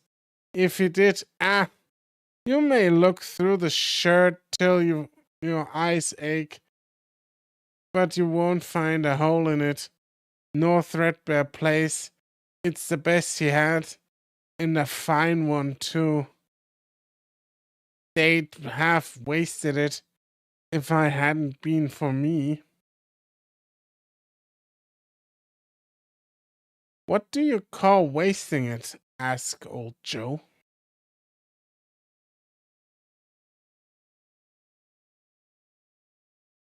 "Putting it on him to be buried in, to be sure," replied the woman with a laugh. "Somebody was fooled enough to do it, but I took it off again. If calico ain't good enough for such a purpose, it isn't good enough for anything. It's quite as becoming to the body. He can't look uglier than he did in that one." Scrooge listened to this dialogue in horror. as they sat grouped about their spoil in the scanty light afforded by the old man's lamp. He viewed them with a detestation and disgust which could hardly have been greater, though they had been obscene demons, marketing the corpses itself. "Ha!" laughed the same woman when old Joe produced a flannel bag with money in it, told out the several gains upon the ground. "This is the end of, you see. He frightened everyone away from him, and when he was alive, to profit us when he was dead." "Spirit," said Scrooge, shuddering from his head to foot. I see. The case of this unhappy man might be my own, but life tends that way now. Merciful heaven, what is this?" He recoiled in terror, for the scene had changed, and now he almost touched a bed, a bare, uncurtained bed, on which beneath a ragged sheet there lay a something covered up, which, though it was dumb, announced itself in its awful language. The room was dark, too dark, to be observed with an accuracy, though Scrooge glanced around in the obedience to a secret impulse, anxious to know what kind of room it was. Pale light, rising in the outer air, fell straight upon the bed, and on it, plundered and bereft, unwatched, unwept, uncared for, was the body of this man. Scrooge glanced towards the phantom. Its steady hand pointed to the head. The cover was so carelessly adjusted that the slightest raising of it, the motion of a finger upon Scrooge's part, would have disclosed the face. He thought of it, felt how easy it would be to do, and longed to do it, but had no more power to withdraw the veil than to dismiss the spectre at his side. "Oh, cold, cold, Richard, dreadful death! Set up thine altar here, and dress it with such terrors as thou hast at thy command, for this is thy dominion. But of the loft, reversed, and honored head, thou canst not turn one hair to thy dread purposes, or make one feature odious. It is not true, the heart brave, warm, and tender. It is not that the hand is heavy and will fall down when released. It is not that the heart and pulse are still, but that the hand was open, generous, true, the heart brave, warm, tender, and the pulse a man's strike, shadows strike, and see his good deeds springing from the wound to sow the world with life immortal."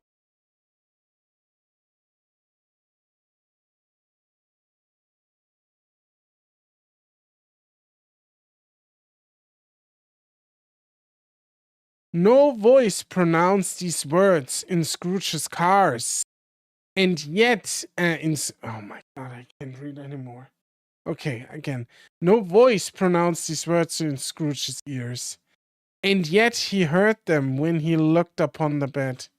He thought, if this man could be raised up now, what would be his foremost thoughts? Avarice, hard dealing, griping cares. They have brought him to the rich end truly. He lay in the dark, empty house, with not a man, a woman, or a child, to lay he was kind to me in this or that. And for the memory of one kind word, I will be kind to him. A cat was staring at the door, and there was a sound of gnawing rats beneath the hearthstone. What they wanted in the spirit room of death, and why they were so restless and disturbed, Scrooge did not dare to think. Spirit, he said, this is a fearful place. I am leaving it. I shall not leave its listen. Trust me, let's go.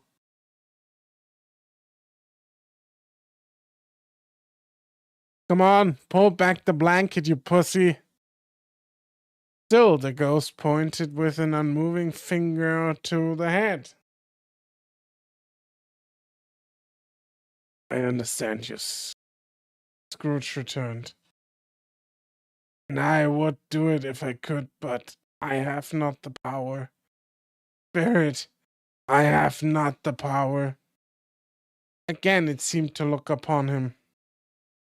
If there is any person in the town who feels emotion caused by this man's death, said Scrooge, quite agonized, show that person to me, Spirit.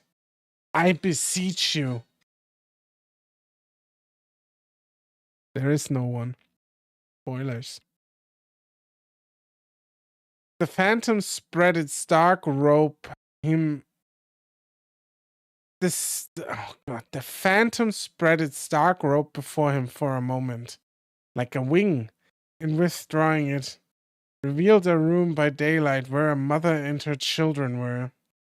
She was expecting someone, and with anxious eagerness she walked up and down the room, started at every sound, looked out from the window, glanced at the clock, tried but in vain to work with her needle, and could hardly bear the voices of her children in their play. At length, the long-expected knock was heard. She hurried to the door and met her husband, a man whose face was careworn and depressed. Though he was young, there was a remarkable expression in it now, a kind of serious delight of which he felt ashamed, and which he struggled to repress.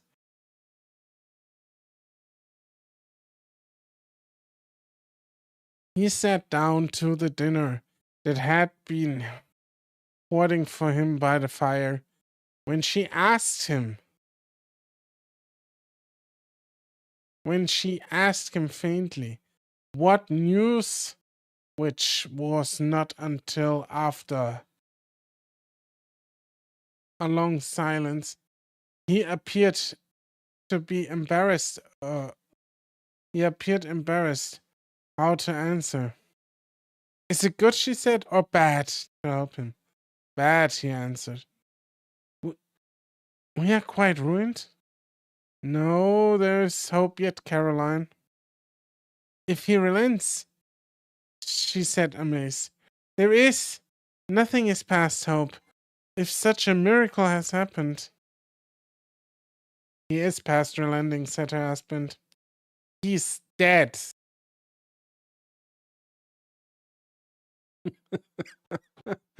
Holy fuck, is that, dude?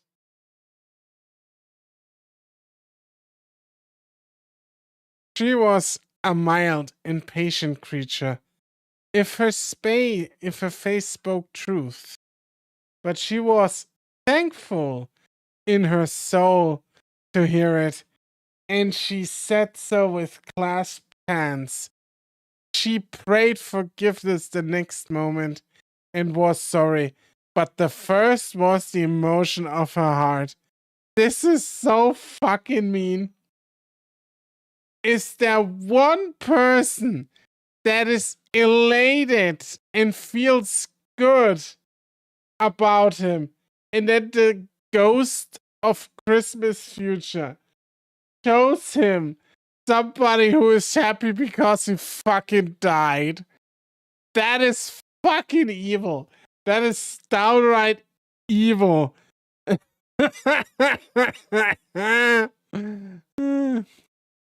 But Scrooge deserved it. Don't be a Scrooge. What the half-drunken woman whom I told you of last night said to me when I tried to see him and obtain a week's delay, in what I thought was a mere excuse to avoid me, turns out to have been quite true. He was not only very ill, but dying then. To whom will our debt be transferred? I don't know. But before that, we shall be ready with the money. And even though we were not, it would be bad fortune indeed to find so merciless a creditor in his successor. We may sleep tonight with light hearts, Caroline. Yes, soften it as they would. Their hearts were lighter, the children's faces hushed and clustered around to hear that they so little understood were brighter, and it was a happier house for this man's death. Holy shit. This guy fucking died. Let's party. I mean, it's okay to party when somebody died, but only if it's a party if they wanted one.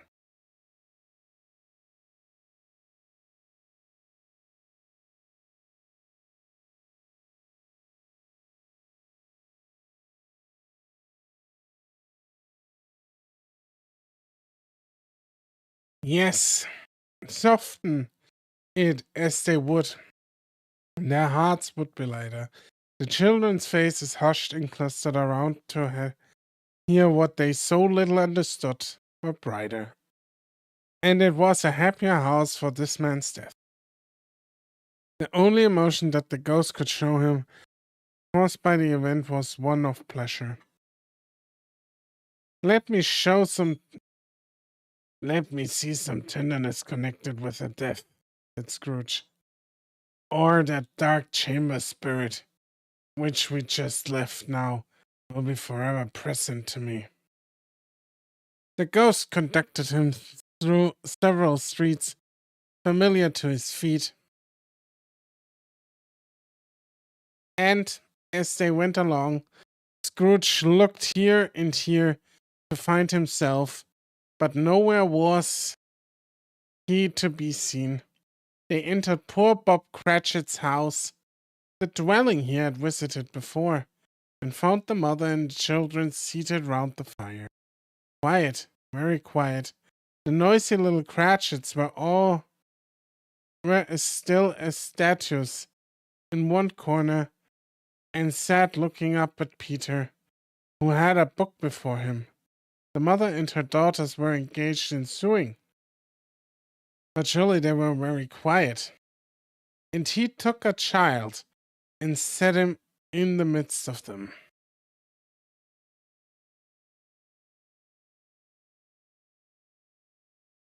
Where had Scrooge heard these words before? He had not dreamed them. The boy must have read them out, as he and the spirit crossed the threshold. Why did he not go on?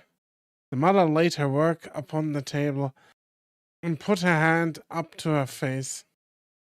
The color hurts my eyes, she said. The color? Ah, poor Tiny Tim. They are better now, said Cratchit's wife. It makes them weak by candlelight, and I wouldn't throw weak eyes to your father when he comes home. For the world, it must be near his time. Past it, rather, answered Peter, shutting up the book. But I think he has walked a little slower than he used these few last evenings, mother. They were quiet again. At last, he said in steadily cheerful voice that only faltered once. I have known him walk with Tiny Tim upon his shoulder, very fast indeed. And so have I, cried Peter, often. And so have I, exclaimed another. So had all. But he was very light to carry, she resumed, intent upon her work. And his father loved him so that it was no trouble, no trouble. And there is your father at the door. She hurried out to meet him, and little Bob in his comforter, he had need of it, poor fellow, came in. His tea was ready for him on the hob, and they all tried who should help him to it most. Then the two young Cratchits got upon his knees and laid each child a little cheek against his face, as if they said, "Don't mind it, father, don't be grieved." Bob was very cheerful with them and spoke pleasantly to all the family. He looked at the work upon the table and praised the industry and speed of Mrs. Cratchit and the girls. They would be done long before Sunday, he said. Sunday? You went today, then, Robert? Said his wife. Yes, my dear, returned Bob. I wish you could have gone. It would have done you good, and see how green a place it is. But you'll see it often, I promise him that I would walk there on a Sunday. My little child, cried Bob, my little child. He broke down all at once. He couldn't help it. If he could have helped it, he and his child have been farther apart perhaps than they were. He left the room and went upstairs into the room above, which was lighted cheerfully and hung with Christmas.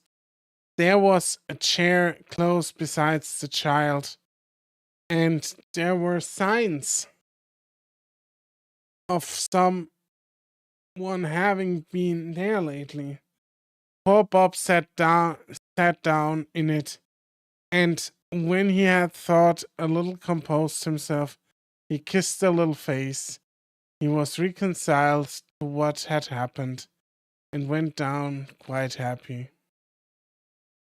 They drew about the fire and talked, the girls and mother working still. Bob told them of the extraordinary kindness of Mr. Scrooge's nephew, whom he had scarcely seen but once, and who, meeting him in the street that day, and seeing that he looked just a little down, said Bob, inquired what had happened to distress him. Oh, which, said Bob, for he is pleasant, the spoken gentleman you ever heard, I told him. I am heartily sorry for it, Mr. Cratchit, he said, and heartily sorry for your good wife. By the by, how he ever knew that, I don't know. Knew what, my dear? Why, that you were a good wife, replied Bob. Everybody knows that, said Peter. Well observed, my boy, cried Bob.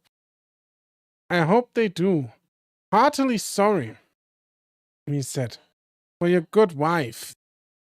If I can't be of service to you in any way, he said, giving me his card, that's where I live. Pray come to me. Now it wasn't for the sake of anything he might be able to do for us, so much as for his kind way, that this was quite delightful. It really seemed as if he had known our Tiny Tim and felt with us. I'm sure he's a good soul, said Mrs. Cratchit.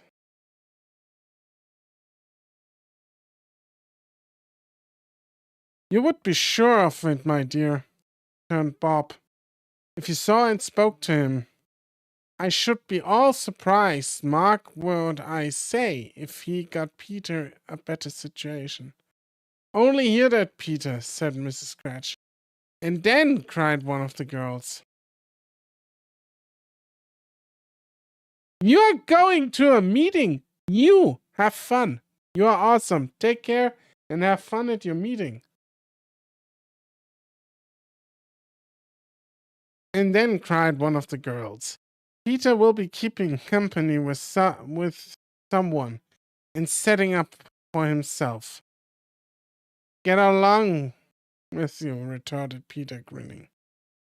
It's just as likely as not. In one of these days. So there's plenty of time for that, my dear. But however and whenever we part from one another, I'm sure we shall none of us forget poor Tiny Tim. Shall we? Or this first parting that there was among us. Never, father, cried they. And I know, said Bob. I know, my dears, that when we recollect how patient and how mild he was, although he was a little child, we shall not quarrel easily among ourselves and forget poor Tiny Tim in doing it. No, never, father, they all cried. I'm very happy, said little Bob. I'm very happy.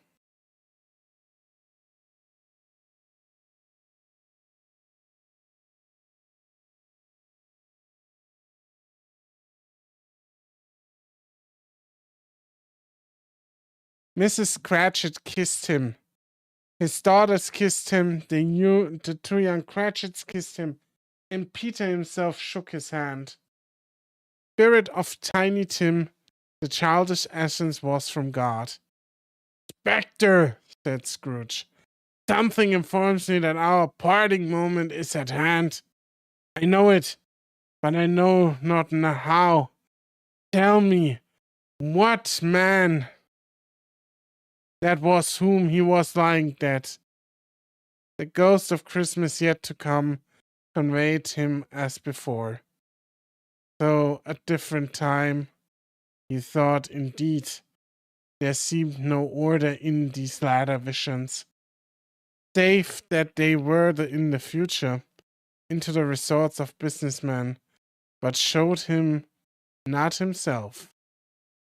Indeed, the spirit did not stay for anything, but went straight on, as the end just now desired, until besought by Scrooge to tarry for a moment. This court, said Scrooge, through which we hurry now, is where my place of occupation is, and has been for the length of time. I see the house. Let me behold what I shall be in days to come. Spirit stopped. The hand was pointed elsewhere. The house is yonder, Scrooge exclaimed. Why do you point away? The inexorable finger underwent no change. Scrooge hastened to the window of his office and looked in. It was an office still, but not his.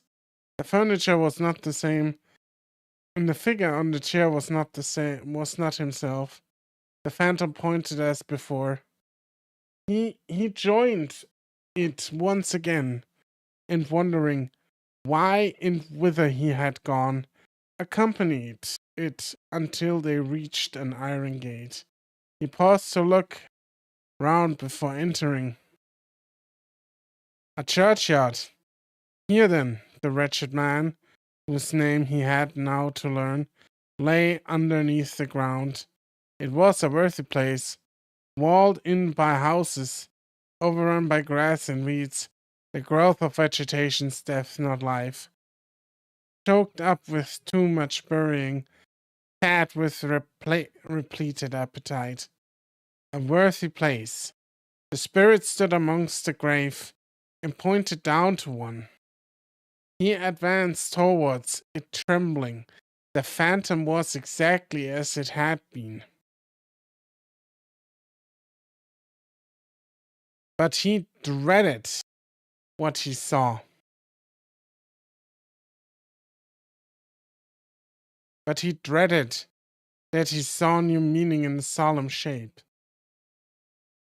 "Before I draw nearer to that stone to which you point," said Scrooge, "answer me one question. Are these the shadows of the things that will be, or are they the shadows of things that may be only?" Still, the ghost pointed downward to the grave by which she had stood. "Man's curses will foreshadow certain ends, to which, if persevered in, they must lead. But if the course be departed from, the end will change. Say it thus with what you show me." The spirit was immovable as ever. "There's only one certain end. You will be dead, Mr. Scrooge."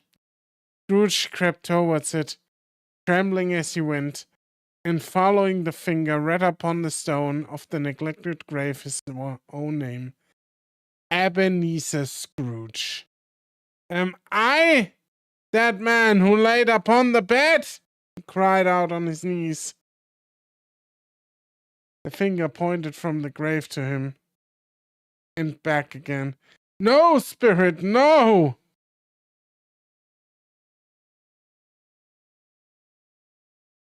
Finger was still there. "Spirit," he cried, tight clutching at his robe. "Hear me, I am not the man I was. I will not be the man I must have been for this intercourse. Why show me this if I am past all hope?" You're not understanding the lesson, my boy. You're not understanding the lesson here. You're not past hope, but this will be the inevitably end. You have just a choice to change it. It's at a crossroads right now. I love the motif of crossroads, by the way. It is very, very powerful. For the first time, the hand appeared to shake. "Good spirit," he pursued, as down upon the ground he fell it. "Your nature intercedes for me and pities me. Assure me that I yet may change these shadows. You have shown me by an altered life." The kind hand trembled. "I will honor Christmas in my heart and try to keep it all the year. I live in the past, the present, and the future. The spirits of all three shall strive within me. I will not shut out lessons that they teach. Oh, well, me! I may sponge away the writing on the stone." In his agony, he caught the spectral hand. It sought to free itself, but he was strong in his entreaty and detained by it. The spirit stronger yet repulsed him, holding up his hands in a last prayer to have his fate reversed. He saw an alteration in the phantom's hood and dress. It shrunk, collapsed, and dwindled down into a bed.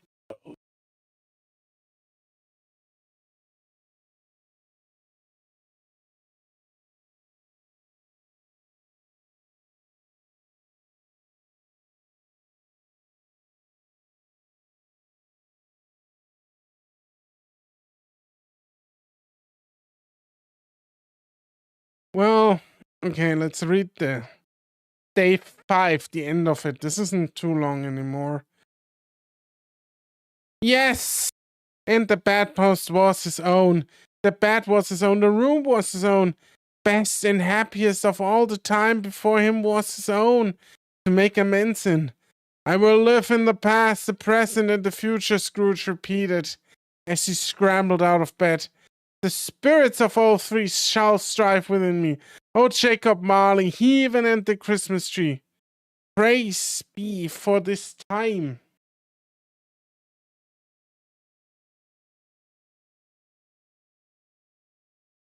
"I say it on my knees, old Jacob, on my knees." He was so fluttered and glowing with his good intentions that his broken voice would scarcely answered to his call. He had been sobbing violently in his conflict with the spirit, and his face was wet with tears. "They are not torn down," cried Scrooge, folding one of his bed curtains in his arms. "They are not torn down, rings and all. They are here. I am here. The shadows of the things that would have been maybe dispelled. They will be. I know they will." His hands were busy with his garments all this time, turning them inside out, putting them on upside down, tearing them, mislaying them, making them parties to every kind of extravagance. "I don't know what to do," cried Scrooge, laughing and crying in the same breath. "And making a perfect what? A perfect what?" Holy shit! That's a word. That's the word. I can't even pronounce that. Holy shit. Okay, let me look this up. What that is.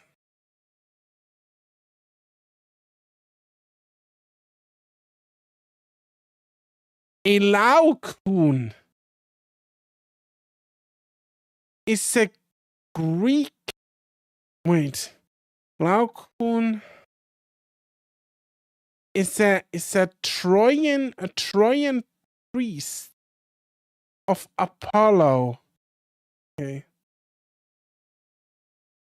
And making a perfect Laocoon of himself with his stockings. "I am as light as a feather. I am as happy as an angel. I am as merry as a schoolboy. I am as giddy as a drunken man. A Merry Christmas to everybody. A Happy New Year to the world. Hello there. Whoop, hello!" He had frisked into the sitting room and was now standing there perfectly winded. "There's the saucepan that the gruel was in," cried Scrooge, starting off again and going round the fireplace. "There's the door by which the ghost of Jacob Marley entered. There's the corner where the ghost of Christmas Present sat. There's the window where I saw the wandering spirits. It's all right. It's all true. It all happened. Aha!"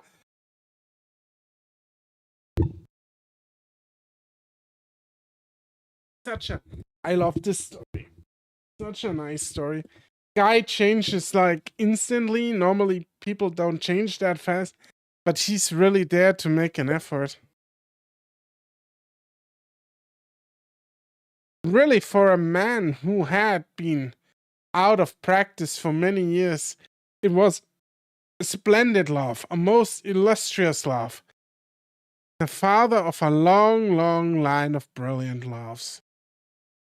"I don't know what the day of the month is," said Scrooge. "I don't know how long I have been among the spirits. I don't know anything. I'm quite a baby. Never mind. I don't care. I'd rather be a baby. Hello, whoop, hello there." He was checked in his transports by the churches ringing out the lustiest pearls he had ever heard. Clash, clash, clash, hammer, ding dong bell, bell ding, bell dong ding, hammer clang clash. Oh, glorious, glorious! Running to the window, he opened it and point out his head. No fog, no mist, clear, bright, jovial, steering cold, cold piping for the blood to dance. Golden sunlight, heavenly sky, fresh, sweet, fresh air, merry bells. Oh, glorious, glorious! "What's today?" cried Scrooge, calling downward to a boy in Sunday clothes, who perhaps had loitered in to look about him. Returned the boy with his mite of wonder. "What's today, my fine fellow, Scrooge?" said Scrooge. "Today," replied the boy. "Why, Christmas Day." It's Christmas Day, said Scrooge to himself. I have missed it. The spirits have done it all in one night. They can't do anything they like. Of course they can. Of course they can. Hello, my fine fellow. Hello, returned the boy. Do you know the poulterers in the next street but one at the corner? Scrooge inquired. I should hope I did, replied the lad. An intelligent boy, said Scrooge. A remarkable boy. Do you know whether they've sold prize turkey that... They've sold the prize turkey that was hanging up there. Not that little prize turkey, the big one. That what? The one as big as me, returned the boy. What a delightful boy, said Scrooge. It's a pleasure to talk to him. Yes, my buck. It's hanging there now, replied the boy. Is it? Said Scrooge. Go and buy it. Porker, exclaimed the boy. No, said Scrooge. I'm in earnest. Go and buy it, and tell them to bring it here, and that I may give them the directions where to take it. Come back with the man, and I'll give you a shilling. Come back with him in less than 5 minutes, and I give you half a crown. There we go. The boy was off like a shot. He must have had a steady hand at the trigger. Who could have got a shot off half so fast? I'll send it to Bob Cratchit's, whispered Scrooge, rubbing his hands and splitting with laugh. He shan't know who sent it. It's twice the size of Tiny Tim. Joe Miller never made such a joke as sending it to Bob will be. That hand in which he wrote the address was not a steady one, but write it he did, somehow, and went downstairs to open the street door, ready for the coming of the poulterer's man. As he stood there waiting his arrival, the knocker caught his eye. I shall love it as long as I live, cried Scrooge, patting it with his hand. I scarcely ever looked at it before. What an honest expression it has on its face. What a wonderful knocker. Here's the turkey. Hello, Whoop. How are you? Merry Christmas. It was a turkey. He never could have stood up on his legs, that bird. He would have snapped them short off in a minute, like sticks of sealing wax. Why, it's impossible to carry that to Camden Town, said Scrooge. You must have a cap. The chuckle with which he said this, and the chuckle with which he paid for the turkey, and the chuckle with which he paid for the cap, and the chuckle with which he recompensed the boy, were only to be exceeded by the chuckle with which he sat down, breathless in his chair, again and chuckled till he cried. Shaving was not an easy task, for his hand continued to shake very much, and shaving requires attention. Oh yeah. Even when you don't dance while you're at it. But if he had cut the end of his nose off, he would have put up a piece of sticking plaster over it and been quite satisfied. He dressed himself all in his best, and at last got out into the street. The people were by this time pouring forth, as he had seen them with the ghost of Christmas present, and walking with his hands behind him. Scrooge regarded everyone with a delighted smile. He looked so irresistibly pleasant, in a word, that 3 or 4 good-humored fellows said, "Good morning, sir.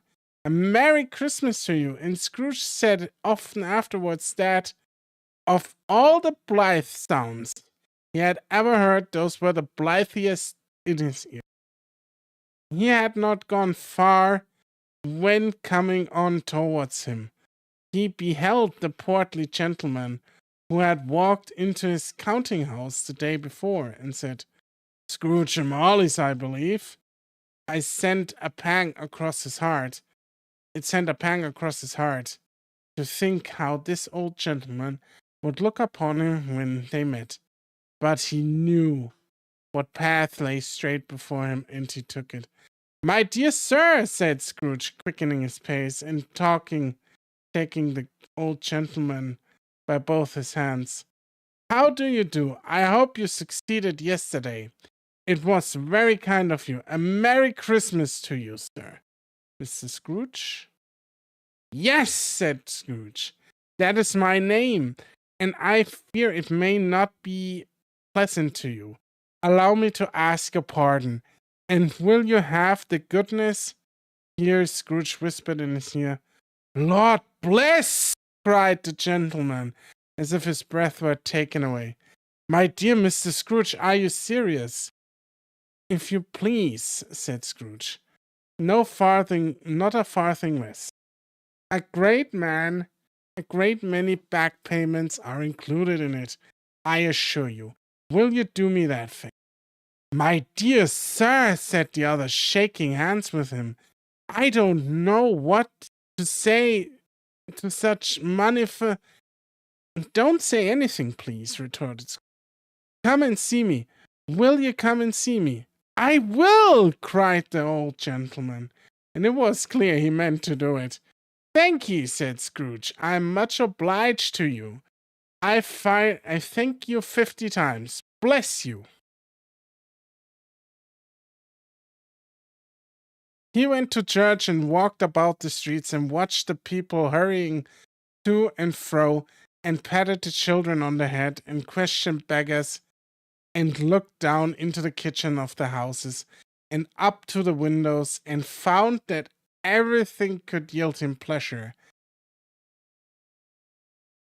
He had never dreamed that any walk, that anything, could give him so much happiness. In the afternoon, he turned his steps towards his nephew's house. He passed the door a dozen times before he had the courage to go up and knock, but he had made a dash and did it. "Is your master home, my dear?" said Scrooge to the girl. "Nice girl, very." "Yes, sir." "Where is he, my love?"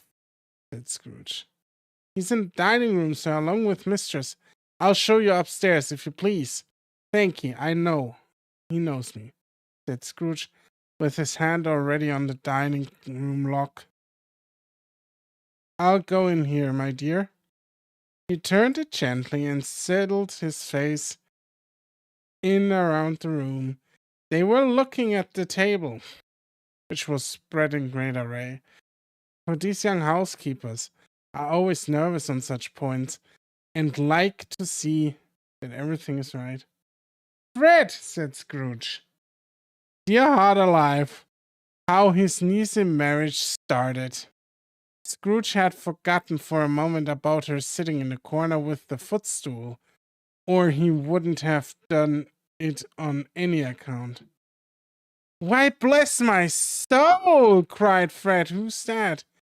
"It's I, your Uncle Scrooge. I've come to dinner. Will you let me in, Fred?" Oh, this is so fucking cute.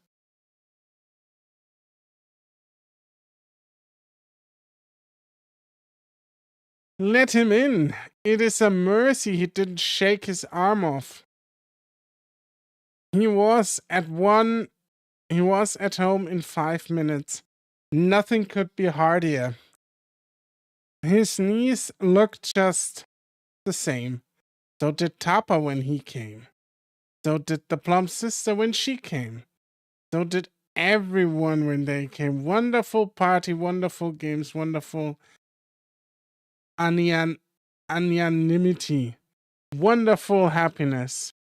But he was early at the office next morning. Oh, he was early there. If he could only be there first and catch Bob Cratchit coming along.